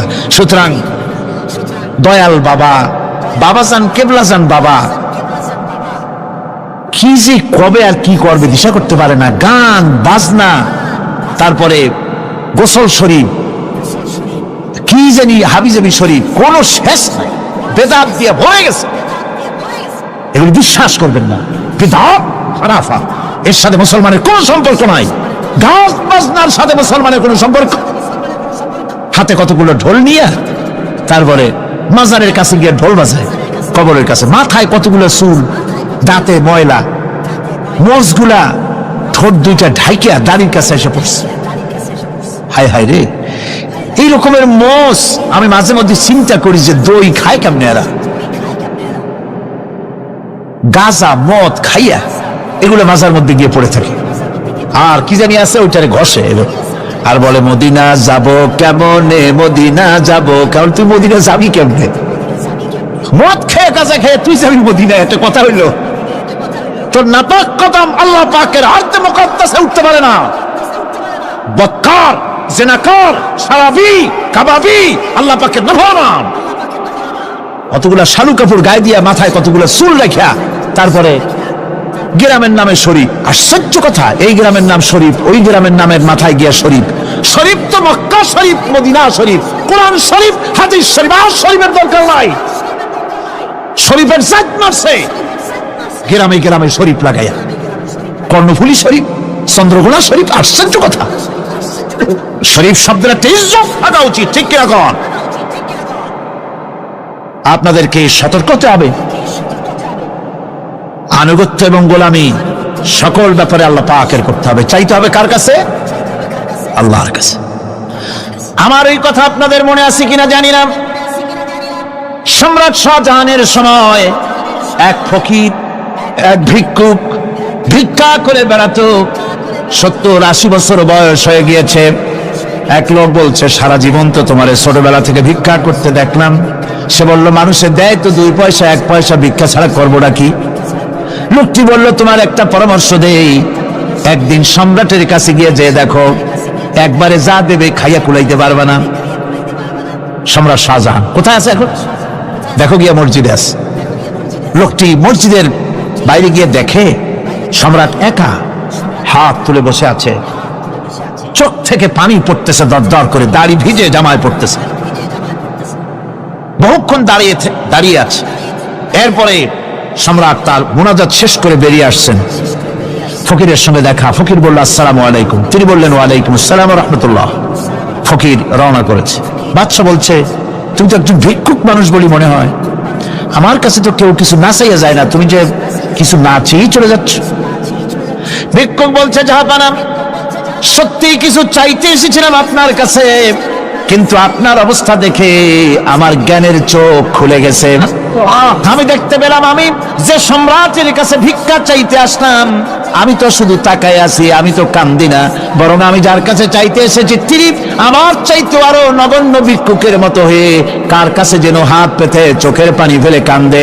মনে মনে ভাবলাম, সম্রাট কান্দে যে সম্রাটের কাছে, ওই আল্লাহ ছাড়া জীবনে কারো কাছে কিছু চাইব না। আল্লাহর কাছে চাওয়ার অভ্যাস করুন, তিনি দিতে পারেন, সবকিছু তার আছে। এই বিশ্বাস মনের ভিতরে জমাতে হবে, তাহলেই সত্যিকারের মুসলমান আমরা হব। আল্লাহ পাক সত্যিকারের গোলাম আমাদেরকে বানাবেন, আমরা বলি আমিন। মুনাফিকদের আর একটা চরিত্র হলো, তারা যদি আজান শুনতে পায়, আজান এবং নামাজ সম্পর্কে তারা কটূক্তি করে, আজান এবং নামাজ সম্পর্কে তারা কটূক্তি করতে থাকে। এটা হলো মুনাফিকদের আর একটা চরিত্র। আল্লাহ রাব্বুল আলামিন বলেন, ওয়াইদা নাদাইতুম ইলাস সালাতি ইত্তাখাযুহা হুজওয়ান ওয়া লাইবান। যখন আজান তারা শোনে, যখন নামাজের দিকে তাদেরকে ডাকা হয়, তখন তারা ঠাট্টা করে, বিদ্রুপ। আরেকটি চরিত্র হলো, সমাজের ভিতরে অশ্লীলতা বাড়াবার জন্য তারা প্রচেষ্টা চালায়। ইন্নাল্লাযীনা ইউহিব্বুনা আন তাশিআল ফাহিশাতু ফিল্লাযীনা আমানু লাহুম আযাবুন আলীম। ঈমানদার লোকদের মধ্যে অশ্লীলতা এরা বেশি করে ছড়াবার জন্য চেষ্টা করে, মানুষকে দুশ্চরিত্র বানাবার জন্য তারা চেষ্টা করে। এইভাবে করে রেডিওর মাঝে, সিনেমার ভিতরে, গানের মাধ্যমে, যাত্রার মাধ্যমে, পত্রপত্রিকার মাধ্যমে নানান ভাবে চেষ্টা চালায় যাতে করে মুসলমানদের মধ্যে চরিত্রহীনতা বাড়তে থাকে, শয়তানি বদমাশি বাড়ে, মানুষ চরিত্রবান হতে পারে এমন কিছু প্রদর্শিত হবে না, বরং প্রদর্শিত হবে মুনাফিকরা চেষ্টাই চালাবে যাতে করে মানুষের দ্বীন ও ঈমান নষ্ট হতে পারে, সেগুলি তারা করতে থাকবে। এগুলি হলো মুনাফিকের চরিত্র। এগুলি কি চরিত্র? পাপের কাজ যদি দেখে তড়িৎ গতিতে ওরা ঝাঁপিয়ে পড়ে। কোরআনে কারিমে রব্বুল আলামিন বলেন, ওয়া তারা কাসীরাম মিনহুম ইউসারিউনা ফিল ইসমি ওয়াল উদওয়ান। মুনাফিকদের চরিত্র এটা যে তারা যখনই সুযোগ পায় তখনই খারাপ কাজের দিকে, মন্দ কাজের দিকে ঝাঁপায় পড়ে এবং মানুষদের মন্দের দিকে, গুনাহের দিকে, জুলুমের দিকে, অত্যাচারের দিকে তড়িৎ গতিতে তারা ঝাঁপায় পড়ে। এটা হলো তাদের কাজ। মুনাফিকদের আর একটা চরিত্র হচ্ছে, তারা যদি নামাজ পড়তে দাঁড়ায়, নামাজ তারা পড়ে মানুষকে দেখাবার জন্য, আল্লাহকে খুশি করার জন্য মুনাফিকরা নামাজ পড়ে না। কোরআনে কারিমে বলা হচ্ছে, ওয়াইদা কামু ইলাস সালাতি কামু কুসালা ইউরাউনান নাস। মুনাফিকদের চরিত্র হচ্ছে তারা নামাজে যায় না, যদি যায় তাহলে নামাজের মধ্যে দাঁড়ায় কাহিনী এবং চুস্তি অবস্থায়, নামাজের মধ্যে দাঁড়ায় ইদিক উদিক তাকায়, টুপিটা ঠিক করে, জামাটায় টান দেয়, বগলে চুলকায়, তারপরে নামাজের মধ্যে ইমামকে সতর্ক করে। ইমাম যদি তাশাহুদ পড়তে দেরি করে, ওর নিজের পড়া আগে হয়ে গেছে, ইমাম একটু দেরি করতেছে, তো পিছন থেকে সিগন্যাল মারে। এগুলি নামাজ হচ্ছে। আল্লাহ পাক বলছেন, ইউরাউনান নাস, এরা মানুষকে দেখাবার জন্য নামাজ পড়ে, এগুলি আসল নামাজ নয়, এগুলি আসল নামাজ নয়, আল্লাহকে সন্তুষ্ট করার জন্য নয়, এগুলি মানুষকে দেখাবার জন্য তারা নামাজ পড়ে। আমার ভাইরা, ইসলামের চরিত্রগুলি, কাজগুলি তারা করতে চায় না। সব সময়ের জন্য ইসলামের সঙ্গে বিরোধিতা করা এবং ইসলামের অপব্যাখ্যা করা, এগুলি হচ্ছে এই মুনাফিকদের চরিত্র, মুনাফিকদের কাজ। মুনাফিকরা চিরটা কাল এভাবে মুসলমানদের সঙ্গে খারাপ ব্যবহার করে এসছে এবং নিজেরা জাহান্নামের পথকে এভাবে তারা করে নিয়েছে। মুনাফিকদের আরেকটি চরিত্র হচ্ছে, জিহাদের নাম শুনলে তাদের কলিজা কেঁপে ওঠে। বুঝলেন? কইছে আপনারা জিহাদ করেন কেন? এমনি সহজ পথে কলেমা পড়িয়া অল্পের মধ্যে বেহেশতে যাওয়া যায়, এরকম একটু দোয়া টোয়া শিখান মুসলমানদেরকে। আমাদের কাছে মাঝে মধ্যে আসে, কয় যে মুনাফিক তো সহজে চেনা যায় না। কয় যে হুজুর, এই যে বারবার জিহাদ, এই মারামারি, এই ঠ্যাঙ্গি এগুলি আছে নাকি ইসলামের মধ্যে? কোথায় আছে যে মারামারি করা লাগবে, তারপরে মিছিল করা লাগবে, ধর্মঘট করা লাগবে, এ ধরনের জিহাদে অংশ নিতে হবে? এগুলি কি? এগুলি বাদ দিয়া সহজভাবে শান্তভাবে যাতে করা যায়, অল্প অল্প ছোট ছোট দোয়া শিক্ষা দেন যাতে করে সহজে বেহেশতে চলে যাওয়া যায়। আমি বলছি ভাই, রাসূলুল্লাহ এরকম আমাদের শিখান নাই যে এরকমের সূরাগুলি বেহেশতে যাওয়ার জন্য আবিষ্কার করে দেব।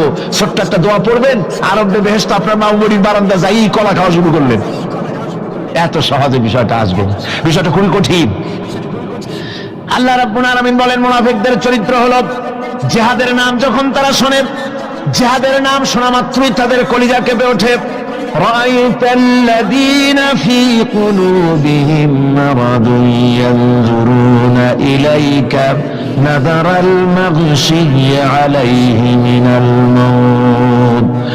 যখনই তাদের অন্তঃকরণ নেফাকের রোগে ভরা, নেফাকের রোগ তাদের কেমন ভাবে পেয়ে বসেছে যে ওরা এমন ভাবে তাকায় থাকে আপনার দিকে, রাসূলুল্লাহর দিকে এমন ভাবে তারা তাকায় থাকে যে জিহাদের কোনো কথা বলে ফেলে নাকি। জিহাদের কথা যদি আসে তাহলে তো সর্বনাশ। ওদের মৃত্যু যন্ত্রণার মতো, মৃত্যুর জ্বালায় পতিত ব্যক্তি যেমন চোখ ফ্যাকাশে হয়ে যায়, জিহাদের কোনো কারবার বা যুদ্ধের কোনো দামাডোল বেজে উঠলেই এদের কলিজার মধ্যে কাঁপ সৃষ্টি হয়ে যায়, কলিজার মধ্যে কাপ সৃষ্টি হয়, জিহাদে তারা দারুণ ভাবে ভয় পায়। মুমিনদের উল্টা, মুমিনদের হলো জিহাদের নাম শুনতে তাদের কলিজার মধ্যে ফুর্তি আসে। তার কারণ হচ্ছে জিহাদের ময়দান হচ্ছে এমন এক ময়দান, আল জান্নাতু তাহতা যিলালিস সায়ুফ, বেহেশত হচ্ছে তরবারির ছায়াতলে। এই রাস্তায় যদি মরতে পারি, জীবনে তো বহুত গুনাহ করছি, বেহেশতে যেতে পারবো কিনা আল্লাহই জানে, কিন্তু এই একটা পথ, এইখানে যদি জানটা দিতে পারি বিনা হিসাবে আল্লাহর জান্নাতে চলে যেতে পারবো। আর শাহাদাতের মত হচ্ছে পিঁপড়ায় কাটার যন্ত্রণার চাইতে বেশি কিছু না। মুমিনদের দিলের জন্য খুশি হয়, আর ওদের দিল দারুণ কষ্ট তারা পেতে থাকে। এদের অবস্থা হচ্ছে যেখানে দ্বীনের কথা হয় সেখানে তারা চুপ করে বসে কথা শোনে, আর যখন দ্বীন ইসলামী আন্দোলনের কথা আসে, জিহাদের কথা আসে, তখন তারা খুব ভয় পায়া এদিক ওদিক তাকায়। কোরআনে কারিমে ওদের এই চরিত্র সম্পর্কে বলা হয়েছে, ওয়াইযা মা উনজিলাত সূরাতুন নাযারা বা'দাহুম ইলা বা'দিন হাল ইয়ারাকুম মিন আহাদিন সুম্মা আনসারাফু। এরা কোরআনের আয়াত যখন নাজিল হয় তখন একজন আরেকজনের দিকে তাকাতাকি করে, কি জানি আমাদের ব্যাপারে কোনো আয়াত নাজিল হয়ে পড়ে নাকি, অথবা জিহাদের ব্যাপারে কোনো আয়াত নাজিল হয়ে পড়ে নাকি। কেউ দেখে নাকি এই সব এদিক তাকাই আসতে এই জায়গা থেকে কেটে পড়ে যে আমাদের চরিত্রই তো বর্ণনা করা হচ্ছে, কাজে এখন আর বসা ঠিক না, আস্তে করে কেটে পড়ার জন্য চেষ্টা করে। এটা হলো মুনাফিকদের আর একটা চরিত্র। এরা এইভাবে করে নিজেদের চরিত্রকে প্রকাশ করে ধরা পড়ে, এবং ইসলামের সবচাইতে মারাত্মক ক্ষতি এই মুনাফিকরা চিরকাল করেছে। আল্লাহ রাব্বুল আলামিন বলেন, মুনাফিকদের ব্যাপারে মুসলমানদের বিপদ হলে তারা দারুণ ভাবে খুশি হয়, আর মুনাফিকদের চরিত্র হলো মুসলমানদের উপকার হলে, ভালো হলে তারা দারুণ ভাবে অসন্তুষ্ট হয়ে যায়। যখন আর আল্লাহ মুমিনদেরকে সান্ত্বনা দেন, মুমিনদেরকে আল্লাহ পাক সান্ত্বনা দিচ্ছেন মুনাফিকদের ব্যাপারে, কুল লা ইউসিবানা ইল্লা মা কাতাবাল্লাহু লানা ওয়া মাওলানা ওয়া আলাল্লাহি ফালিয়াতাওয়াক্কালিল মুমিনুন। মুনাফিকদের শোনায় দাও, মুমিনদেরকে বলা হচ্ছে তোমরা মুনাফিকদের শোনাও যে তোমরা যে আমাদের ব্যাপারে খুশি হচ্ছ, যে আমাদের বিপদ দেখে, আমাদের চতুর্দিক থেকে বিপদ, মুসলমানদের আজ চতুর্দিক থেকে কি বিপদ, এই বিপদ দেখে তোমরা দারুণ খুশি যে মুসলমানেরা এইবার মার খাচ্ছে, ইসলামী আন্দোলন আর কোমর সোজা করে দাঁড়াতে পারবে না, এইবার শেষ, বুদ্ধি করে আর যে ষড়যন্ত্রের জালে আটকায় দিছি আর মুক্তি হবে না, এই যে তারা খুশি। আল্লাহ রাব্বুল আলামিন বলেন, মুমিনেরা তোমাদের ঘাবড়াবার কোনো কারণ নাই, তোমরা বলে দাও কুল লা ইউসিবানা ইল্লা মা কাতাবাল্লাহু লানা, তোমরা শোনায় দাও যে আমাদের কিছুই হয় না, আমাদের শুধু তাই হয় যা আল্লাহ রাব্বুল আলামিন আমাদের জন্য লিখে রেখেছেন, আমাদের তাকদীরে যেটা আছে ওটাই হবে। এর থেকে বেশি কিছুই হবে না। তিনি আমাদের মাওলা, তিনি আমাদের মনিব, তিনি আমাদের প্রভু। আর সমস্ত মুমিনদের উচিত সে আল্লাহর উপরেই নির্ভর করা। তবে তোমরা জেনে রাখো, তোমরা আমাদের জন্য যে জিনিসের অপেক্ষা করছো, কুল হাল তারাব্বাসুনা বিনা ইল্লা ইহদাইল হুসনাইন, তোমরা আমাদের জন্য যে জিনিসের অপেক্ষা করতেছো, আল্লাহ বলছেন মুমিনেরা তোমরা বলো, তোমরা মুনাফিকদের বলো যে আমাদের ব্যাপারে তোমরা যে জিনিসের অপেক্ষা করছো তার দুটি ভালোর একটি ছাড়া কি। অর্থাৎ তোমরা আমাদের জন্য অপেক্ষা করতেছো আমরা যেন মরে যাই, আমরা যেন শেকস্ত খাই। তো আমরা যদি পৃথিবীতে মরে যাই তাহলে তো আমরা শহীদ হয়ে গেলাম, আর আমরা যদি বেঁচে থাকলাম তো আমরা তো গাজী হয়ে গেলাম। আমাদের ওই যে হাতি মরার মতো আর বাঁচার মতো, হাতি মরলেও লাখ টাকা, বাঁচলেও লাখ টাকা। আমরা মরলে গাজী, বাঁচলে কি শহীদ। কোন দিক দিয়ে আমাদের ঠগ নাই। সুতরাং তোমরা আমাদের জন্য যে জিনিস অপেক্ষা করো তার দুটো ভালোর একটি ছাড়া কি। আর আমরা তোমাদের ব্যাপারে, তোমরা যেমন আমাদের ব্যাপারে অপেক্ষা করতেছো, আমরাও তোমাদের ব্যাপারে আরেকটা জিনিসের অপেক্ষা করছি। ওয়া নাহনু নাতারাব্বাসু বিকুম আইয়ুসিবাকুমুল্লাহু বিআযাবিন মিন ইনদিহি আও বিআইদিনা, আমরাও তোমাদের জন্য অপেক্ষা করতেছি একটা জিনিসের। তোমরা আমাদের জন্য দুটি জিনিস অপেক্ষা করো, আমরাও তোমাদের জন্য দুটি জিনিস অপেক্ষা করছি। তা হচ্ছে তোমাদের শাস্তিটা আল্লাহ নিজে দিবেন না আমাদের হাত দিয়ে দেওয়াবেন, আমরা সেইটার অপেক্ষা করতেছি। ফাতারাব্বাসু ইন্না মাআকুম মুতারাব্বিসুন, সুতরাং তোমরা অপেক্ষা করতে থাকো, আমরা অপেক্ষা করতে থাকি। ব্যাপারটা কোথায় গিয়ে দাঁড়ায় আসো আমরা সকলে তা লক্ষ্য করি। সুতরাং এই মুনাফিকদের এই হচ্ছে চরিত্র, চিরকাল ইসলামের সঙ্গে বিরোধিতা করা, মুসলমানদের সাথে ঠাট্টা বিদ্রুপ করা, এটাই হচ্ছে তাদের চরিত্র। এই চরিত্র দিয়েই তারা ইসলামকে চিরকাল ক্ষতিগ্রস্ত করে এসেছে। রাসূল পাক সাল্লাল্লাহু আলাইহি ওয়াসাল্লাম এই মুনাফিকদের সম্পর্কে বলেছেন যে মুনাফিকরা হচ্ছে ইদা হাদা গাদারা, যখন তারা ওয়াদা করে সে ওয়াদাকে তারা খেলাফ করে, এটা হচ্ছে মুনাফিকদের একটা চরিত্র। তারপরে তাদের কাছে কোনো জিনিস আমানত রাখলে, ইদা উত্তুমিনা খানা, যখন আমানত রাখা হয় সে আমানতের তারা খিয়ানত করে। তারপরে যখন তারা ঝগড়ায় লিপ্ত হয় তখন তারা পরস্পরকে গালাগালি করে। আর যদি তারা কথা বলে, কথার মধ্যে কথায় কথায় তারা মিথ্যে কথা বলে। এই হচ্ছে মুনাফিকদের চরিত্র। এরপরে মুনাফিকরা শুধু রুজি রুটি আর পেট নিয়েই তারা ব্যস্ত থাকে। মুনাফিকদের এই চরিত্র কোরআন এবং হাদিসে আল্লাহ রাব্বুল আলামিন স্পষ্ট করে মানুষের সামনে তুলে ধরেছেন, যাতে করে আমরা মুনাফিকি চরিত্র থেকে রক্ষা পেতে পারি। এই মুনাফিকদের সম্পর্কে সর্বশেষ কথা, আল্লাহ রাব্বুল আলামিন যেহেতু মুনাফিকরা ইসলামের সবচাইতে বেশি ক্ষতি করেছে, সেই জন্য আল্লাহ রাব্বুল আলামিন নবীকে বলেছেন যে আপনি যদি এদের ব্যাপারে ইস্তাগফির লাহুম আও লা তাস্তাগফির লাহুম ইন তাস্তাগফির লাহুম ৭০ মাররাতান ফালান ইয়াগফিরাল্লাহু লাহুম, আপনি যদি এদের জন্য ক্ষমা চান, আর ক্ষমা আপনি নাই চান, এমনকি ৭০ বারও যদি আপনি মুনাফিকদের জন্য আমি আল্লাহর কাছে ক্ষমা প্রার্থনা করেন, আমি আল্লাহ রাব্বুল আলামিন মুনাফিকদেরকে ক্ষমা করে দেব না। মুনাফিক হচ্ছে চরমভাবে ক্ষতিগ্রস্ত, দুনিয়াও ক্ষতিগ্রস্ত হবে, আখিরাতেও তারা ক্ষতিগ্রস্ত হবে। আল্লাহ পাকের কত বড় কথা যে কিয়ামত পর্যন্ত মুনাফিকদের জন্য হুজুর সাল্লাল্লাহু আলাইহি ওয়াসাল্লামকে বলা হচ্ছে যে ৭০ বারও যদি তাদের জন্য আপনি আমার কাছে ক্ষমা চান, আমি মুনাফিকদেরকে কখনো ক্ষমা করব না। সুতরাং আমাদেরকে বুঝতে হবে মুনাফিকি চরিত্র সবচাইতে নিকৃষ্ট চরিত্র, আর এই চরিত্রে আল্লাহ পাক সবচাইতে বেশি অসন্তুষ্ট হন। আল্লাহ পাক তাই বলছেন, কাবুরা মাকতান ইনদাল্লাহি আন তাকুলু মা লা তাফআলুন, আল্লাহর কাছে সবচাইতে বেশি ক্রোধ উদ্রেককারী এই ব্যাপারটাই যে তোমরা যা বলো তা তোমরা করো না, এটা বড় মারাত্মক ব্যাপার, আল্লাহ এটাকে সহ্য করেন না।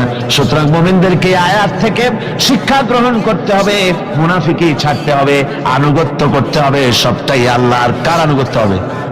আল্লাহ এবং রাসূলের আনুগত্য জীবনের সকল ক্ষেত্রেই করতে হবে। এটাই মুসলমানদের জন্য ঈমানের সবচেয়ে বড় দাবি। তারপরে রব্বুল আলামিন বলেন, ইন্নাল্লাহা ইউহিব্বুল্লাযীনা ইউকাতিলুনা ফি সাবিলিহি সাফফান কাআন্নাহুম বুনিয়ানুম মারসুস। আল্লাহ পাক বলছেন, আল্লাহ নিশ্চয়ই ভালোবাসেন সেই সব লোকদেরকে যারা কাতারবন্দী হয়ে আল্লাহর রাস্তায় লড়াই করে, সীসা ডালা প্রাচীরের মতো ইস্পাত কঠিন দৃঢ় হয়ে যারা কাতারবন্দী হয়ে সুসংবদ্ধ হয়ে আল্লাহর জন্য যারা লড়াই করে। এখানে বলা হচ্ছে যে লড়াইটা হবে আল্লাহর জন্য, সংগ্রাম হবে কার জন্য? ইউকাতিলুনা ফি সাবিলিহি। লড়াই কিন্তু লড়াইটা কখনই দেশ দখল করা, তা আবার মানুষের তৈরি করা আইন কানুন প্রতিষ্ঠার জন্য দেশ দখল করার সংগ্রাম, মানুষের তৈরি করা মতবাদকে প্রতিষ্ঠা করার সংগ্রাম, এই জাতীয় যত রকমের সংগ্রাম আছে, যত রকমের জিহাদ আছে, এই সমস্ত সংগ্রামকে, লড়াইকে ইসলাম জায়েজ করে না। এগুলি মুসলমানদের জন্য একদম নিষিদ্ধ। মুসলমানরা লড়াই করবে কেবলমাত্র আল্লাহর রাস্তায়, ফি সাবিলিহি, জিহাদ ফি সাবিলিল্লাহ, ওয়া তুজাহিদুনা ফি সাবিলিল্লাহ। লড়াই হবে কার পথে? সবে চিল্লায় বলেন, লড়াই কার পথে? লড়াই কি? জিহাদ কি? জিহাদ এই নয় যে আপনি লাঠি ঠেঙ্গা নিয়া তারপরে বাইর হবেন আর হিন্দু খ্রিস্টান যেখানে পাবেন সমানে মারিয়া শেষ করে ফেলাবেন। এর নাম জিহাদ নয়। জিহাদ হচ্ছে আল্লাহর রাস্তায় সংগ্রাম করা, লড়াই করা। সেই লড়াইটা কি? যে কোনো উদ্দেশ্যকে সফল করার জন্য প্রচেষ্টা চালানো, প্রাণান্তকর প্রচেষ্টা চালানো, ওই প্রচেষ্টার নামই হচ্ছে কি? জিহাদ। সুতরাং এই জিহাদটা হবে আল্লাহর রাস্তায়, সংগ্রাম হবে আল্লাহর রাস্তায়। কি উদ্দেশ্যে? দ্বীন প্রতিষ্ঠার উদ্দেশ্যে। কোরআনে কারিমে রব্বুল আলামিন বলেছেন, আল্লাযীনা আমানু ইউকাতিলুনা ফি সাবিলিল্লাহ। যারা নাকি ঈমানদার তারা লড়াই করে আমি আল্লাহর রাস্তায়, আমি আল্লাহর পথে তারা লড়াই করে, সংগ্রাম করে আমার দেওয়া জীবন ব্যবস্থা প্রতিষ্ঠার জন্য।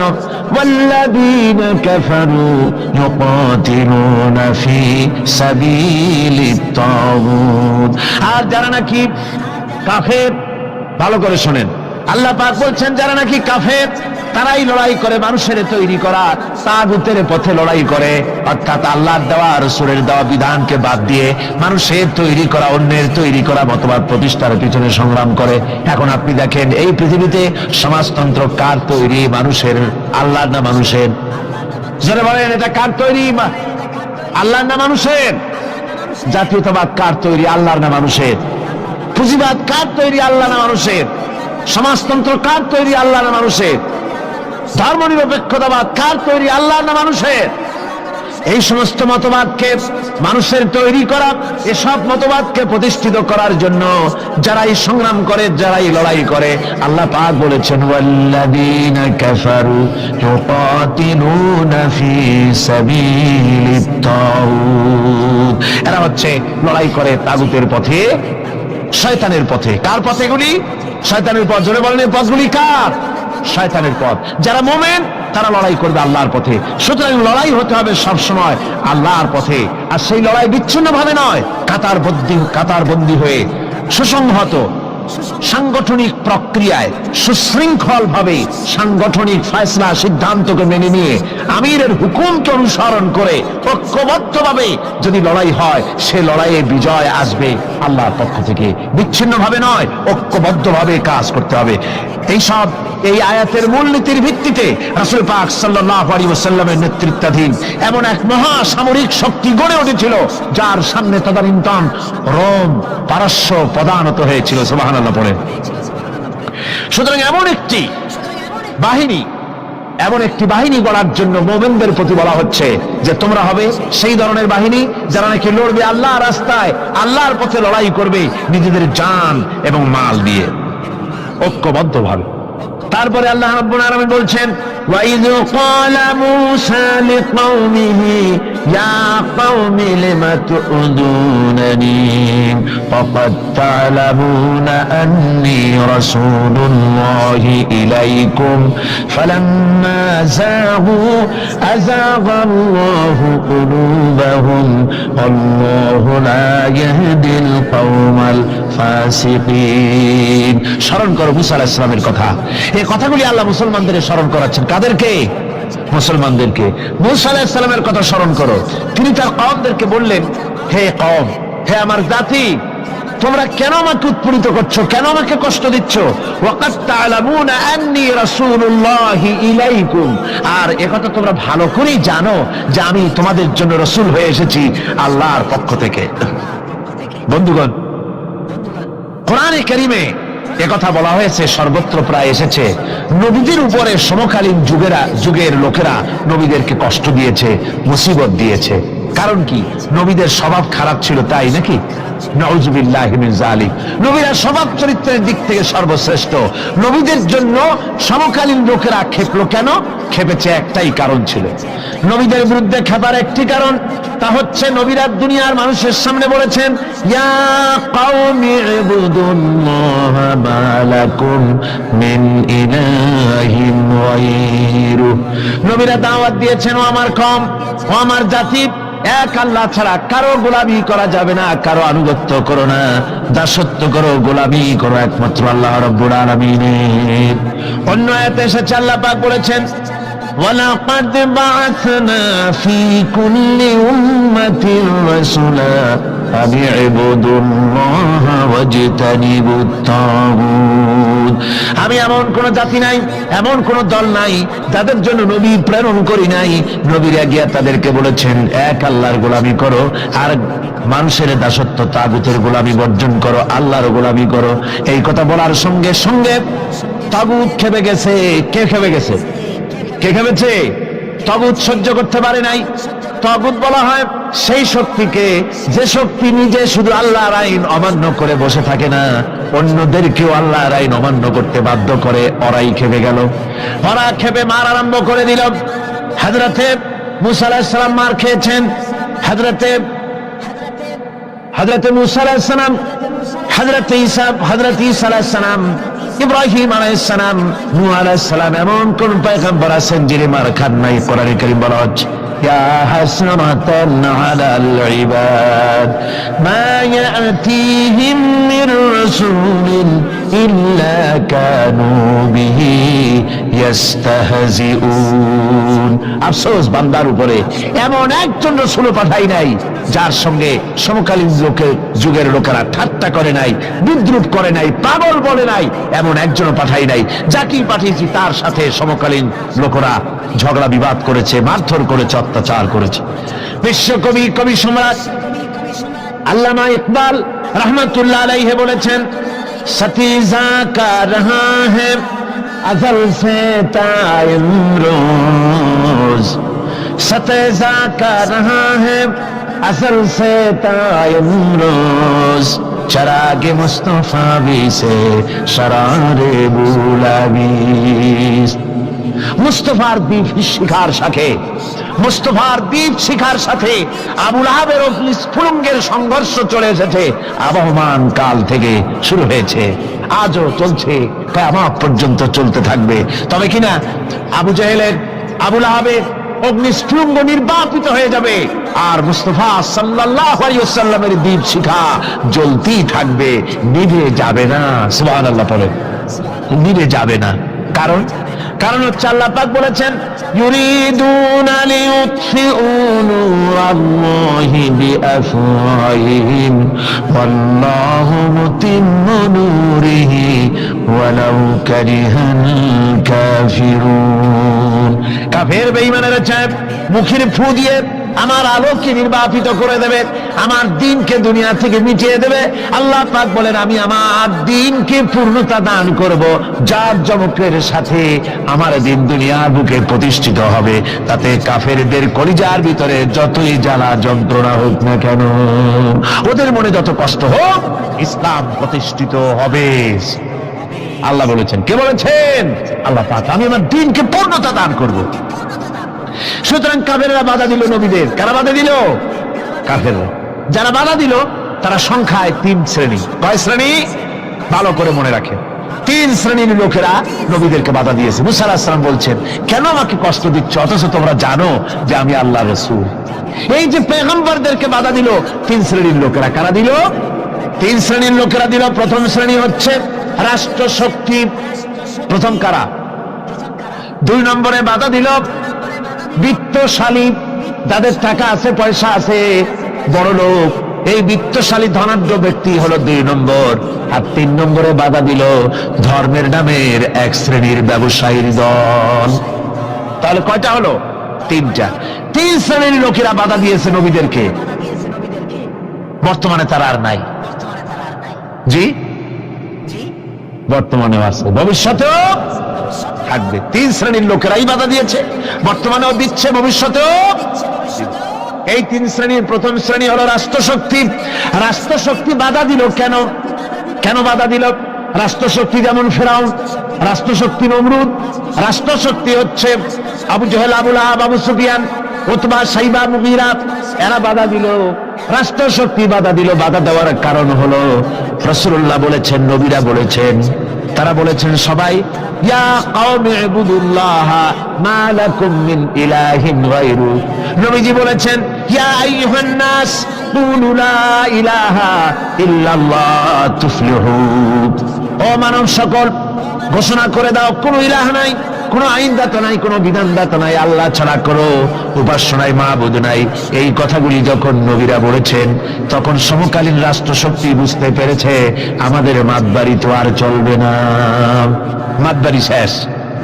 যদি লা ইলাহা ইল্লাল্লাহ হয় তাহলে তো আমরা থাকি না। কারা থাকে না? রাষ্ট্রশক্তি। কারা থাকে না? কর। আমি আপনাদের কাছে যে মাঝে মধ্যে কথা জিজ্ঞেস করি, আপনারা কি তাতে বেজার হন নাকি? জিজ্ঞেস করি এই জন্যে যাতে আপনাদের কথাগুলি মনে থাকে। রাষ্ট্রশক্তি বাধা দিল এই কারণেই যে আমরা তো তাহলে আর থাকি না। লা ইলাহা, কোনো ইলাহ নাই, কোনো আইনদাতা নাই, কোনো বিধানদাতা নাই, কোনো শাসনকর্তা নাই, কেউ নাই আল্লাহ ছাড়া। একমাত্র আইন চলবে আল্লাহর। তাহলে আমরা নাকি কোন কাজে? আমাদের তো নেতৃত্ব থাকবে না, আমাদের মাতবাড়ি থাকবে না, আমাদের আইন চলবে না, আমরা তো বেকার হয়ে যাব। সুতরাং এটাকে বন্ধ করতে হবে, এটাকে বন্ধ করতে হবে, এটা বন্ধ করতে হবে। এই আইন যদি চালু হয় তাহলে তো মৌজ করা যাবে না, ফুর্তি করা যাবে না, ইট, ড্রিঙ্ক এন্ড বি মেরি, এগুলি তো আর চলবে না। ডু ফুর্তি, নো চিন্তা, এসব তো আর চলবে না। মদ খাওয়া, জুয়া খেলা, শয়তানি করা, বদমাশি করা, জনগণের টাকা নিয়ে নিজের বাপের সম্পত্তি মনে করে তা গ্রহণ করা, এভাবে করে সর্বনাশ করা তো আর চলবে না, মাতবাড়ি তো চলবে না।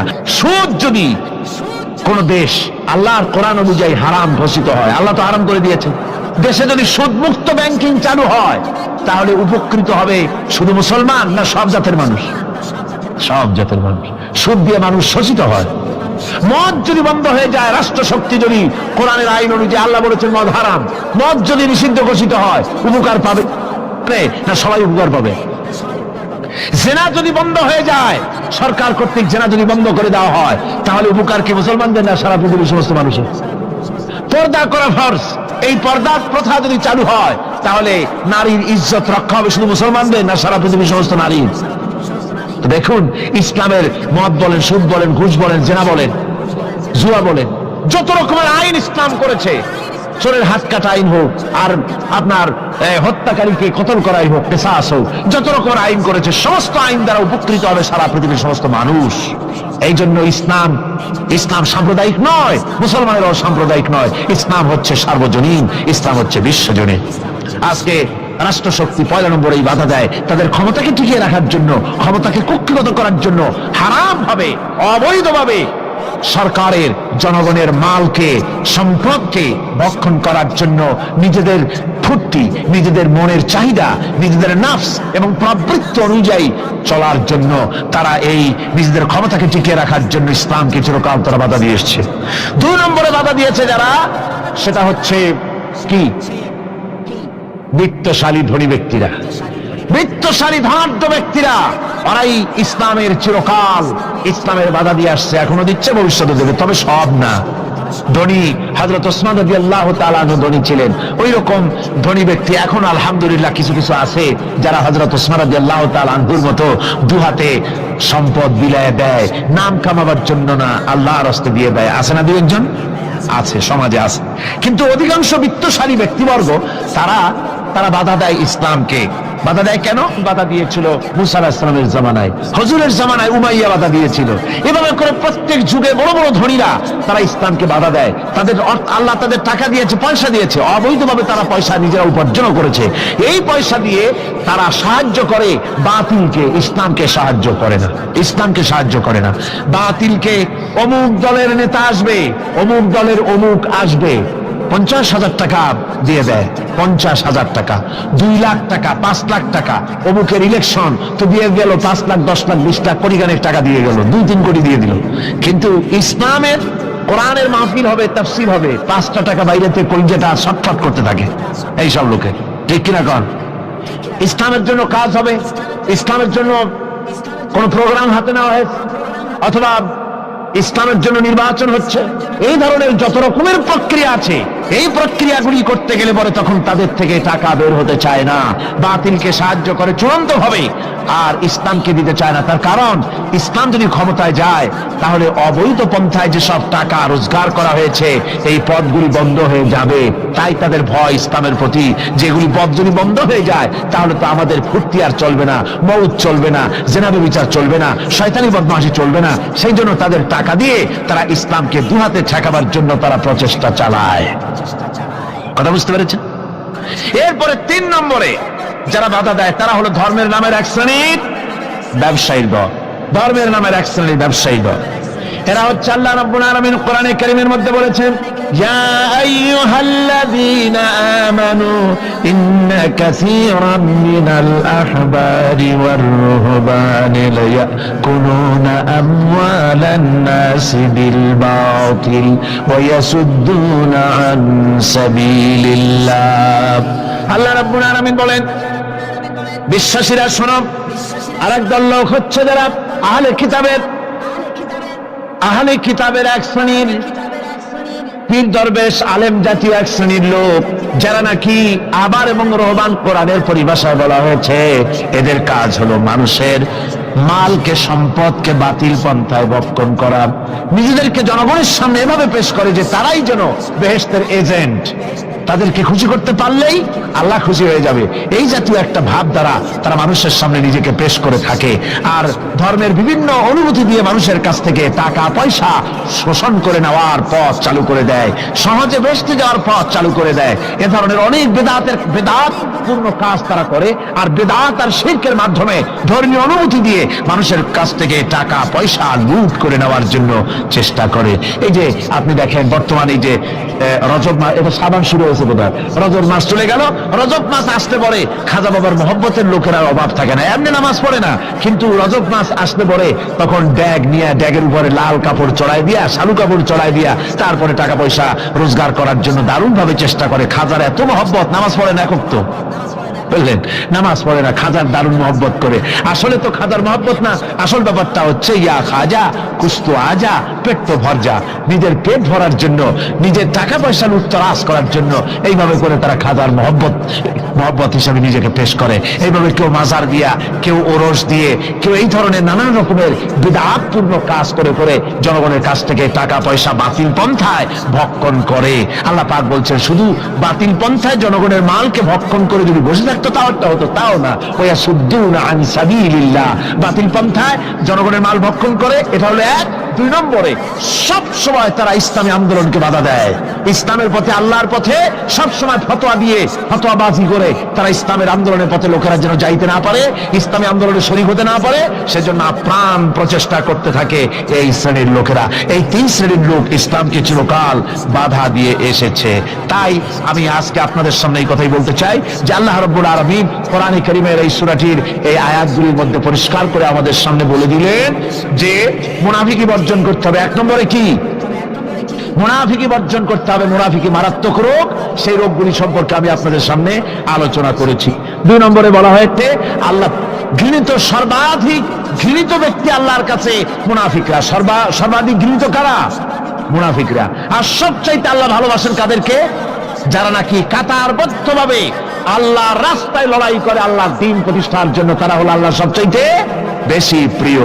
আর 3 নম্বরে আজকের আলোচনায় আসলো যে নবীদেরকে যেভাবে জ্বালা যন্ত্রণা দিয়েছে কাফের বেঈমানেরা, এই জ্বালা যন্ত্রণার সিলসিলা চলতেছে, চলবে। তবে মনে রেখো, বনী ইসরাঈলরা যেভাবে মুসা আলাইহিস সালাম, ঈসা আলাইহিস সালামকে বাধা দিয়ে যেভাবে বিপদগ্রস্ত হয়েছে, তোমরা মুসলমানেরা যদি নবীদেরকে ভাবে নির্যাতন করো, তোমাদেরকেও নির্যাতিত হতে হবে। আল্লাহর গজব তোমাদের উপরেও আসবে। এখন আমি মুনাজাত করব। মুনাজাতের জন্য দাঁড়ানো ভাইরা বসেন। এই যে দাঁড়ানো ভাই যত আছেন, ডানে বামে সমস্ত মুসলমান মাহফিলের মাঝখানে যারা দাঁড়াইছেন, সব বসুন। এক মুহূর্তের ভিতরে বসে পড়ুন। মুনাজাতে শরীক হন সমস্ত মুসলমান ভাইরা, যার যার জায়গায় বসে মুনাজাতে শরীক হয়ে যান। মুনাজাতের পর আজান হবে, এশার নামাজ বা জামাত আপনারা আদায় করে যাবেন। এত বড় জামাত যেন কেউ নষ্ট করবেন না। আপনাদের মাহফিলে আসা, বসা, শোনা সবটাই বরকতপূর্ণ হবে যদি জামাতে নামাজ আদায় করে যান। আর জামাত ছেড়ে যাওয়া, এটা কোরআনে কারীমের মাহফিলে শুনতে এসে জামাত না পড়ে যাওয়া, এটা একটা দারুণ বেদরকতি হবে। আমি আশা করব আপনারা কেউ জামাত ছেড়ে যাবেন না। উজুর ব্যবস্থা তো আছে, উজুর ব্যবস্থা আছে। উজু না থাকলে উজু করে নেবেন। মোনাজাত শেষ হওয়ার সাথে সাথে যাদের উজু নাই, উজু করে আসবেন। আল্লাহুম্মা আমিন। ربنا ظلمنا أنفسنا وإن لم تغفر لنا وترحمنا لنكونن من الخاسرين ربنا لا تزغ قلوبنا بعد إذ هديتنا وهب لنا من لدنك رحمة إنك أنت الوهاب أي الله تعالى হাজার হাজার মুসলমান নরনারী ঠান্ডাকে উপেক্ষা করে তোমার দ্বীনের কথা শোনার জন্য, কোরআনে কারীমের কথা শোনার জন্য এই মাঠে এসে হাজির হয়েছে। আল্লাহ তুমি দয়া করে মেহেরবানি করে আলোচনার সওয়াবটুকু হুজুরে পুর নূর সাল্লাল্লাহু আলাইহি ওয়াসাল্লামের রূহ মুবারকে পৌঁছে দাও। রব্বুল আলামিন, আমাদের মধ্য থেকে যাদের মা বাপ দুনিয়া থেকে জন্মের মতো বিদায় হয়ে গেছে, আল্লাহ কবরে যদি আযাব থাকে দয়া করে আযাব মাফ করে দাও। আল্লাহ আমাদের মা বাপের উপরে তোমার রহমত নাজিল করো। রব্বিরহামহুমা কামা রব্বায়ানি সগীরা, রব্বিরহামহুমা কামা রব্বায়ানি সগীরা। হে আল্লাহ রাব্বুল আলামিন, এই মাহফিলে যত লোক আছি আমরা, কার কোন ব্যাধি আছে, রোগ আছে, আমরা তুমি ভালো করে জানো। আমাদের প্রত্যেকের ব্যাধিকে তুমি শিফায়ে আজলা দান করে দাও। اللهم حبب إلينا الإيمان وزينه في قلوبنا وكره إلينا الكفر والفسوق والعصيان واجعلنا من الراشدين ربنا تقبل منا إنك أنت السميع العليم وتب علينا إنك أنت التواب الرحيم سبحان ربك رب العزة عما يصفون وسلام على المرسلين الحمد لله رب العالمين واجعل آخر كلمتنا عند الموت لا إله إلا الله محمد رسول الله يا معشر الجن والإنس إن استطعتم أن تنفذوا من أقطار السماوات والأرض فانفذوا لا تنفذون إلا بسلطان। হে পৃথিবীর মানুষেরা আর জেনেরা, যদি সম্ভব হয় আমার আকাশের নিচের থেকে জমিনের উপর থেকে বেরিয়ে যা।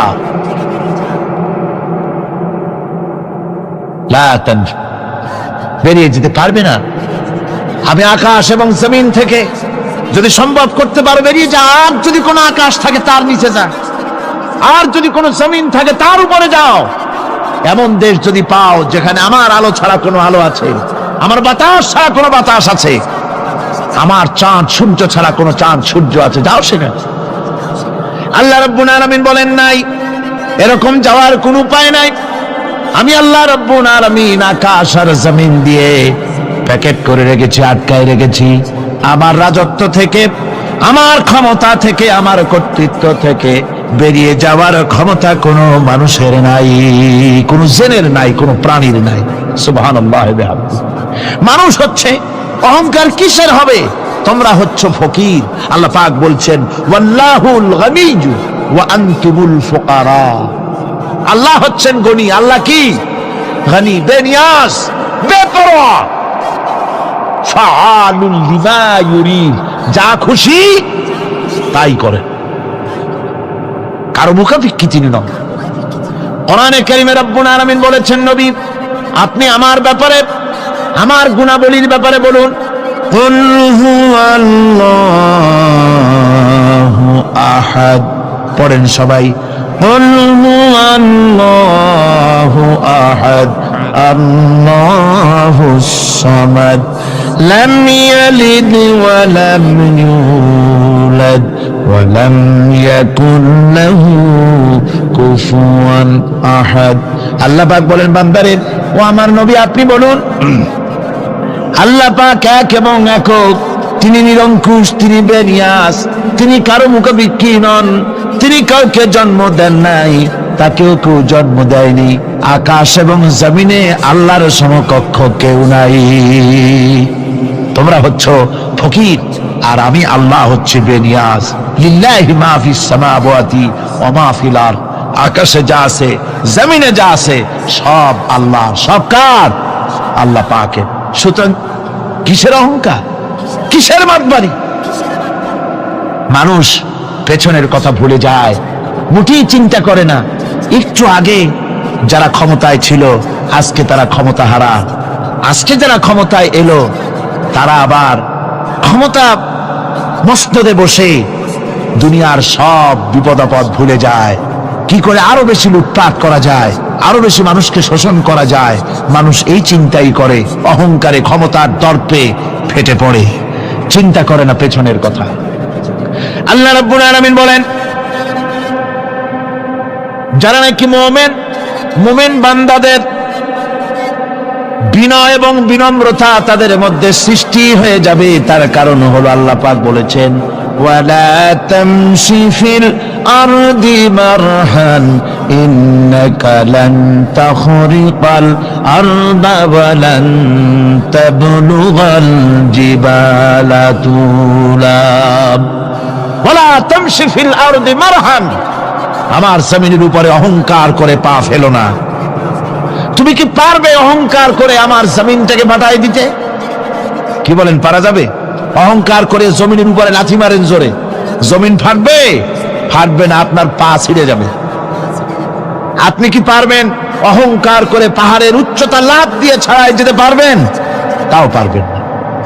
সুতরাং আল্লাহ পাকের উপরে ঈমান আনলে পরে তাদের মাথা এভাবে নত হয়ে যায়, অহংকার তাদের মধ্যে জায়গা পায় না। অহংকার কিসের অহংকার তোমার? মানুষ তার জন্মের কথা, কোরআনে কারীম বলে মানুষ কি তার জন্মের কথা স্মরণ করে না?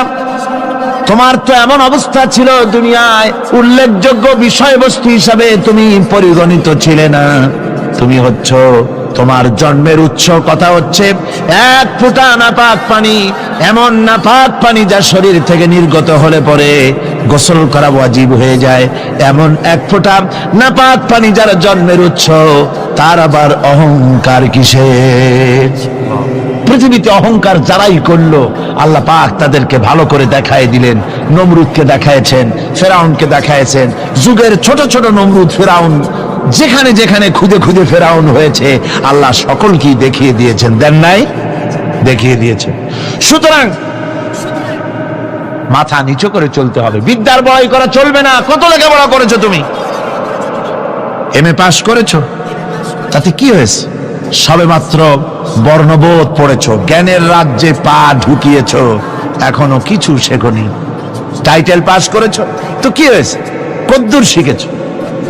নিউটনের মতো মানুষ মৃত্যুর সময় বললেন, জ্ঞান সমুদ্রের বেলাভূমিতে দাঁড়িয়ে সামান্য বালু কণা নিয়ে নাড়াচাড়া করলাম, অথই সমুদ্রের কিছুই দেখতে পারলাম না।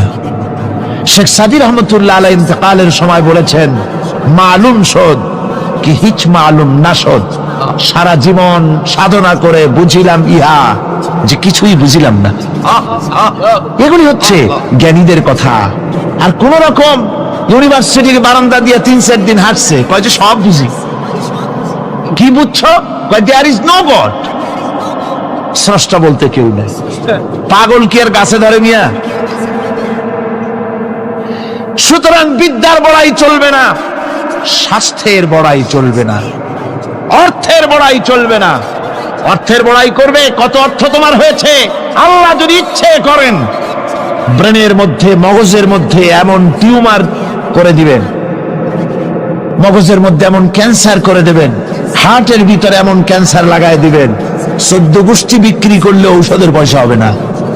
পারবে কিনা আল্লাহ কন, জোরে বলবেন পারবেন কিনা? এমন বহুত অসুখ আছে ডাক্তাররা বোঝেই না ঔষধ দেবে কি। হযরত ইউনূস আলাইহিস সালাম মাছে তারে গিলে ফেলে দিল, হতাশায় তিনি হার্ট ফেল করেন নাই। মাছের পেটের মধ্যে যদি কেউ চলে যায়, বেরিয়ে যাওয়ার জন্য কোনো ব্যাকডোর আছে নাকি কন? পালাবার কোন রাস্তা আছে? মাছের পেটের জানালা দরজা আছে কিছু? কিছুই নেই। তিনি হতাশ হলেন না, মাছের পেটের ভেতরে বসে হযরত ইউনূস আলাইহিস সালাম বুক ভরা আশা নিয়ে আল্লাহর দরবারে তিনি ঘোষণা করলেন, লা ইলাহা ইল্লা আনতা সুবহানাকা ইন্নী কুনতু মিনাজ জালিমিন। পড়েন না সবাই, লা ইলাহা ইল্লা আনতা সুবহানাকা ইন্নী কুনতু মিনাজ জালিমিন। হযরত ইউনূস আলাইহিস সালাম বললেন, আল্লাহ তুমি ছাড়া কোনো ইলাহ নাই, তোমার পবিত্রতা ঘোষণা করছি, আমি জালিমদের অন্তর্ভুক্ত হয়ে গেছি। তিনি যখন চিল্লাচ্ছিলেন, মাছির পেটের ভিতরে বসে যখন কাতরুক্তি করতেছিলেন, আল্লাহ বুঝি তখন শোনেন নাই সে কথা? কি বলেন? আল্লাহ বুঝি তখন তন্দ্রায় বা নিদ্রায় ছিলেন না? আল্লাহ পাক কি ঘুমান? তন্দ্রায় যান? লা তাখুযুহু সিনাতুন ওয়ালা নাওম। আল্লাহ রাব্বুল আলামিন বলেন, কোন তন্দ্রা বা নিদ্রা আল্লাহ রাব্বুল আলামিনকে স্পর্শ করে না। হযরত ইউনূস আলাইহিস সালাম যখন মাছের পেটের ভিতরে বসে চিৎকার মারলেন, আল্লাহ পাক বলেন, ইউনূস রে, তোমার ওই ডাক কেউ শোনে নাই, দুনিয়ার কোন রাজা বাদশাহ শোনে নাই, দুনিয়ার কোন বন্ধু বান্ধব তোমার শোনে নাই, কিন্তু আমি তোমার আরশের মালিক, আমি রব্বুল আলামিন শুনেছি। শুধু শুনি নাই, সঙ্গে সঙ্গে জবাব দিয়ে দিয়েছি। ফাস্তাজাবনা লাহু ওয়া নাজ্জাইনাহু মিনাল গাম্মি।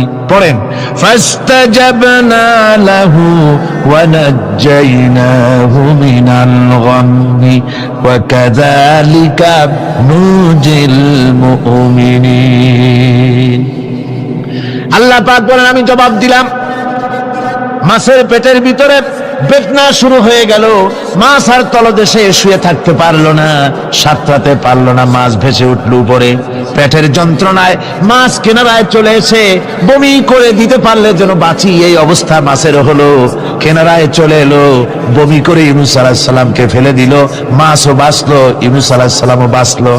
আল্লাহ রাব্বুল আলামিন বলেন, মুমিনেরা শোনো, শুধু ইউনূসকে নয়, ওয়া কাযালিকা নুজিল মুমিনিন। এইভাবে করে মুমিন বান্দারা যদি আমাকে ডাকে, আমার কাছে যদি হাত ফাইলায়, আমি আল্লাহ রব্বুল আলামিন মুমিনদের এভাবে বিপদ মুক্ত করে দেই। আল্লাহ পাক বিপদ মুক্ত করে দেন।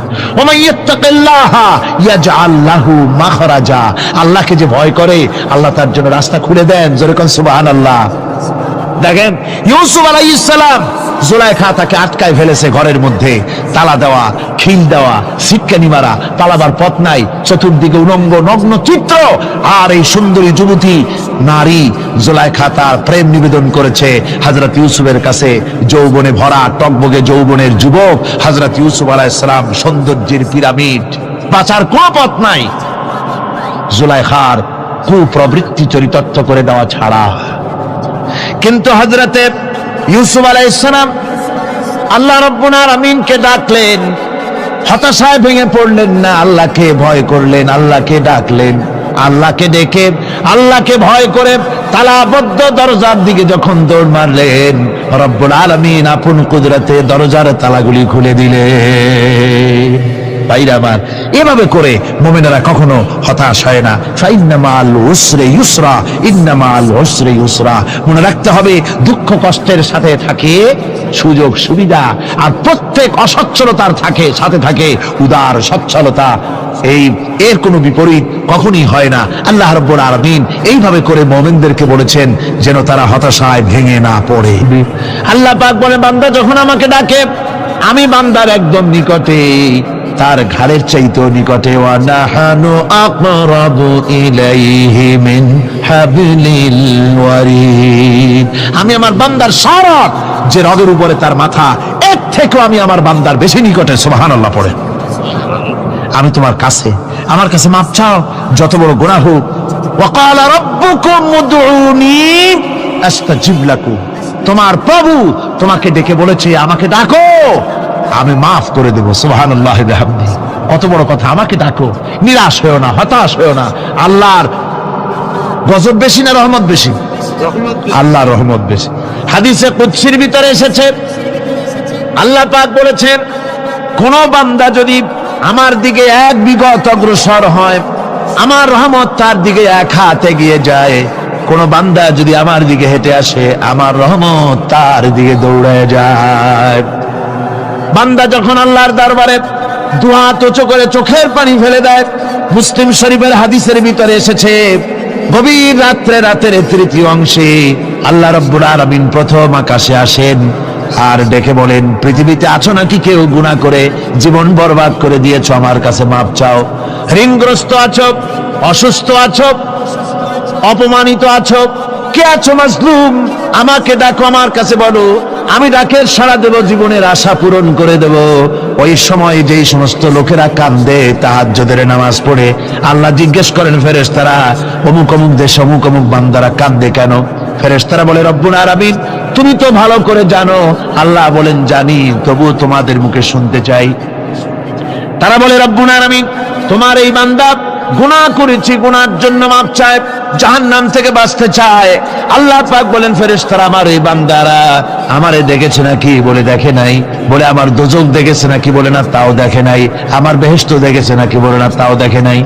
আল্লাহ পাক বলেন, ফেরেশতারা সাক্ষী থাকো, ওরা আমাকে দেখে নাই, আমার বেহেশত দোজখ কিছুই দেখে নাই, শুধুমাত্র আমার নবীর কথা, আমার কোরআনের কথা বিশ্বাস করে আরামের ঘুমকে হারাম করে যেভাবে তারা কাঁদতেছে, সাক্ষী থেকে যাও ফেরেশতারা, আবার রহমতের দরিয়ায় জোশ মেরেছে, আমার ওই ক্রন্দনরত বান্দাগুলিকে আমি আল্লাহ মাফ করে দিলাম।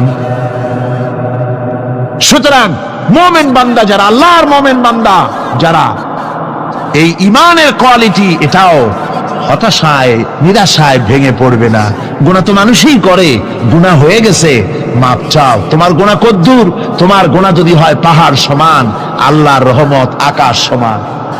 জাহান্নামের কঠিন শাস্তি থেকে বাঁচতে হলে আল্লাহর প্রতি ঈমান আনতে হবে। আর ঈমান আনলে যে কোয়ালিটিগুলি হওয়া উচিত, সেগুলি আমি আপনাদের সামনে আলোচনা করছি। এরপর আরেকটি কোয়ালিটি হবে মুমিনের, তা হলো কঠোর কঠিন বিপদে অবিচল থাকবে, বিপদে ভেঙে পড়বে না।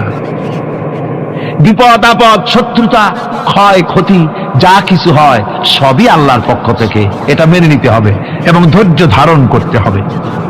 বিপদ মুসিবত শুধু উম্মতের জন্য নয়, দুনিয়ার সমস্ত নবীদের বিপদ এসেছে, হয় নাই? নবীদের বিপদ আসে নাই? কোরআনে কারীম থেকে শুনুন, আল্লাহ রাব্বুল আলামিন বলেন, وَكَذَلِكَ جَعَلْنَا لِكُلِّ نَبِيٍّ عَدُوًّا مِنَ الْمُجْرِمِينَ। আল্লাহ পাক বলেন, এমনি করে আমি সকল নবীদের শত্রু বানিয়ে দিয়েছি সব পাপিষ্ঠ আর অপরাধ প্রবণ লোকদেরকে। প্রত্যেক যুগে নবীদের শত্রু ছিল, প্রত্যেক যুগে নবীদের কি ছিল? শত্রু ছিল। সে শত্রু কারা ছিল? আল্লাহ পাক বলছেন, নবীদের শত্রু ছিল পাপিষ্ঠ আর অপরাধ প্রবণ লোক, এরাই ছিল নবীদের দুশমন। রাসূলগণের অবস্থা যদি এই হয়, তাহলে তার উম্মত, ওই দিনের ধারক বাহক যারা, তাদের বুঝি বিপদ আপদ হবে না? নাকি হবে কিনা? তো ইসলামের বিরোধিতা যারা করে, কোরআনের পরিভাষায় বলা হয়েছে ইসলামের দুশমন, নবীদের দুশমন। দুনিয়ার সব পাপিষ্ঠ আর অপরাধ প্রবণ লোকেরাই ইসলামের দুশমন হয়, নবীদের দুশমন হয়। আজও দেখেন আজও তাকিয়ে দেখেন ইসলামী আন্দোলনের বিরোধিতা যারা করে তারা পাপিষ্ঠ চরিত্রের কিনা, তাকায় দেখেন, খুঁজে দেখেন সর্বত্র, খুঁজে দেখুন যারা ইসলামী আন্দোলনের বিরোধিতা করে, যারা ইসলামকে মিটিয়ে দেওয়ার চেষ্টা করতেছে, যারা ইসলামকে মৌলবাদ বলে, ইসলামকে সাম্প্রদায়িক বলে, কোরআনে কারীমের কথা কত স্পষ্ট যে নবীদের দুশমন হয়, ইসলামের দুশমন হয় মুজরিম লোকেরা, অপরাধ প্রবণ আর পাপিষ্ঠ লোকেরা। আজও আমরা দেখতে পাই এই শ্রেণীর লোকেরা পাপিষ্ঠ এবং সবচাইতে সমাজের নিকৃষ্ট ধরনের চরিত্রহীন লোক। আমাদেরকে সৃষ্টি করে অন্ধকারে ছেড়ে দেননি। কি বলেন, অন্ধকারে ছেড়ে দিয়েছেন? কেউ কেউ বলে যে না, আল্লাহ তাআলা কি রাস্তা করেছেন? আল্লাহ তাআলা রাস্তা তৈরি করেছেন, এটা আপনাদের বুঝতে হবে। পাহাড়ি এলাকায় আপনি যদি হারায় যান, সেখানে কোনো গভর্নমেন্ট রাস্তা করে নাই, কিন্তু আল্লাহ তাআলা গিরিপথ তৈরি করে রাখছেন। মরুভূমির মধ্যে যদি হারিয়ে যান, সেখানে আপনি দিক নির্দেশনা পাবেন। সমুদ্রের ভিতরে যদি আপনি হারিয়ে যান, কোনো নাবিক যদি হারায়, দিনের বেলায় সেটা কম্পাস দিয়ে চললো, রাতের বেলায় তার চলার জন্য আকাশে আল্লাহ তারকা খচিত করে রেখেছেন, যাতে নাবিকরা হারিয়ে না যায়। যে আল্লাহ রাব্বুল আলামিন পাহাড়ি এলাকার ভিতরে মানুষ যেন হারিয়ে না যায়, এজন্য পাহাড়ের ভিতরে গিরিপথ তৈরি করলেন। মরুভূমির ভিতরে চলার জন্য দিকের নির্দেশনা দিলেন। সমুদ্রের ভিতরে নাবিক যাতে না হারায়, আকাশে তারকা আল্লাহ তাআলা খচিত করে রাখলেন। সে আল্লাহ রাব্বুল আলামিন পৃথিবীতে মানুষ চলাফেরা করবে, মানুষ জন্মগ্রহণ করে মৃত্যু পর্যন্ত চলার জন্য তার অর্থনীতি প্রয়োজন, রাজনীতি প্রয়োজন, সমাজনীতি প্রয়োজন, তার শিক্ষানীতি প্রয়োজন। জীবনের এই নীতিমালার বাঁকে বাঁকে মোড়ে মোড়ে সে হারায় যাবে। আল্লাহ তাআলা এমনকি তার বান্দার প্রতি আচরণ করতে পারেন না। সেজন্য রব্বুল আলামিন বান্দা পৃথিবীতে যেন সঠিক পথে চলতে পারে, এজন্য তার জীবনের প্রত্যেকটি মোড়ে মোড়ে বাঁকে বাঁকে আল্লাহ তাআলা কোরআনের আলো, নূরের আলো আল্লাহ জ্বালিয়ে রেখেছেন। আল্লাহ তাআলা বলেন, قد جاءكم من الله نور وكتاب مبين قد جاءكم من الله نور। ও পৃথিবীর মানুষেরা শোনো, অবশ্যই আমি আল্লাহর পক্ষ থেকে তোমাদের জন্য এসেছে আলো, ওয়া কিতাবুম মুবিন, আর দিয়েছি আমি একটা স্পষ্ট কিতাব, সুস্পষ্ট কিতাব। তোমাদের সৃষ্টি করে আমি অন্ধকারে ফালাই দেই নেই, আমি একটা আলো দিছি। সেই আলোটা কি? সূর্য? সেটি কি চন্দ্র? না, সেটি চন্দ্র নয়, সেটি সূর্য নয়। সেই আলোটির নাম হলো মুহাম্মাদুর রাসূলুল্লাহ সাল্লাল্লাহু আলাইহি ওয়াসাল্লাম। জীবনের এমন কোন দিক এবং বিভাগ নাই যেখানে আল্লাহ তাআলা মুহাম্মদ সাল্লাল্লাহু আলাইহি ওয়াসাল্লামকে আদর্শ বানাননি। সুবহানাল্লাহ। আমি তার কথাই আজকে আপনাদেরকে বলবো ইনশাআল্লাহ। বলি ইনশাআল্লাহ। প্রিয় ভাই সব, এই পৃথিবীতে আল্লাহ রাব্বুল আলামিন সব থেকে দুর্বল করে সৃষ্টি করেছেন মানব গোষ্ঠীকে। মানুষেরা সব থেকে দুর্বল। আপনি বলতে পারেন যে কেমনি আমরা দুর্বল হইলাম, এত মারামারি করি তারপরেও দুর্বল? হ্যাঁ, তারপরেও দুর্বল। যেমন গরু, সে তার আত্মরক্ষার জন্য মাথায় দুইটা শিং পাইছে, আমরা কেউ শিং পাইনি, আমরা গুটি করতে পারিনি, ঠিক না? কথা বল না কেন? কুকুরে কামড়াইতে পারেন, কুকুরের কাজ কুকুরে করেছে, কামড় দিয়েছে পায়, তাই বলে কি কুকুরে কামড়ানো মানুষের স্বভাব? মানুষ কি কুত্তার গায়ে কামড় দিতে পারবে? ওই রকমের শক্তিশালী দাঁত মানুষের আল্লাহ দেন নাই। সাপেরে আল্লাহ তাআলা বিষধর দন্ত দিয়েছেন, বাঘের খাবার মধ্যে নখর দিয়েছেন, মূলার মতো মোটা মোটা দাঁত দিয়েছেন। এমনকি আত্মরক্ষার জন্য ভীমরুল বলারও উল ফুটাবার মতো শক্তি আল্লাহ দিয়েছেন। এবার বলেন তো, আপনার কাছে আত্মরক্ষার কি আছে? আপনি তো বলতেই পারেন বীরত্বের সাথে, হ্যান করেঙ্গে ত্যান করেঙ্গে, লাঠি কে আন্দার মুগুর ভরেঙ্গে, বলতে পারবেন, কিন্তু লাঠির মধ্যে মুগুর আপনি ভরতে পারবেন না। মানুষের কাছে আত্মরক্ষার কোনো হাতিয়ার নাই। এই মাহফিলের মধ্যে যদি এখন একটা সাপ ঢোকে, অথবা বড় জাতের কয়েকটা ব্যাঙ ঢোকে, লাগানো শুরু করবে এই মাথা দিয়া, লোক দৌড় আরম্ভ করবে। তারপর অন্তত সদরঘাট পর্যন্ত দৌড়ে গিয়ে জিজ্ঞেস করবে, ভাই আমরা দৌড়াই কেন? তো সামান্য ব্যাঙের সাথে পারি না, সামান্য সাপের সাথে পারি না, বল্লা ভীমরুলের সাথেও পারি না। আত্মরক্ষামূলক হাতিয়ার আমাদের কাছে দেওয়া হয় নাই। এরপরে এমনকি আমরা চোখেও ভালো করে দেখি না, চোখ দিয়েও আমরা দেখতে পাই না। আপনারা বলবেন তাহলে আমরা কি ভেলকি দেখি? না, ভেলকি দেখেন।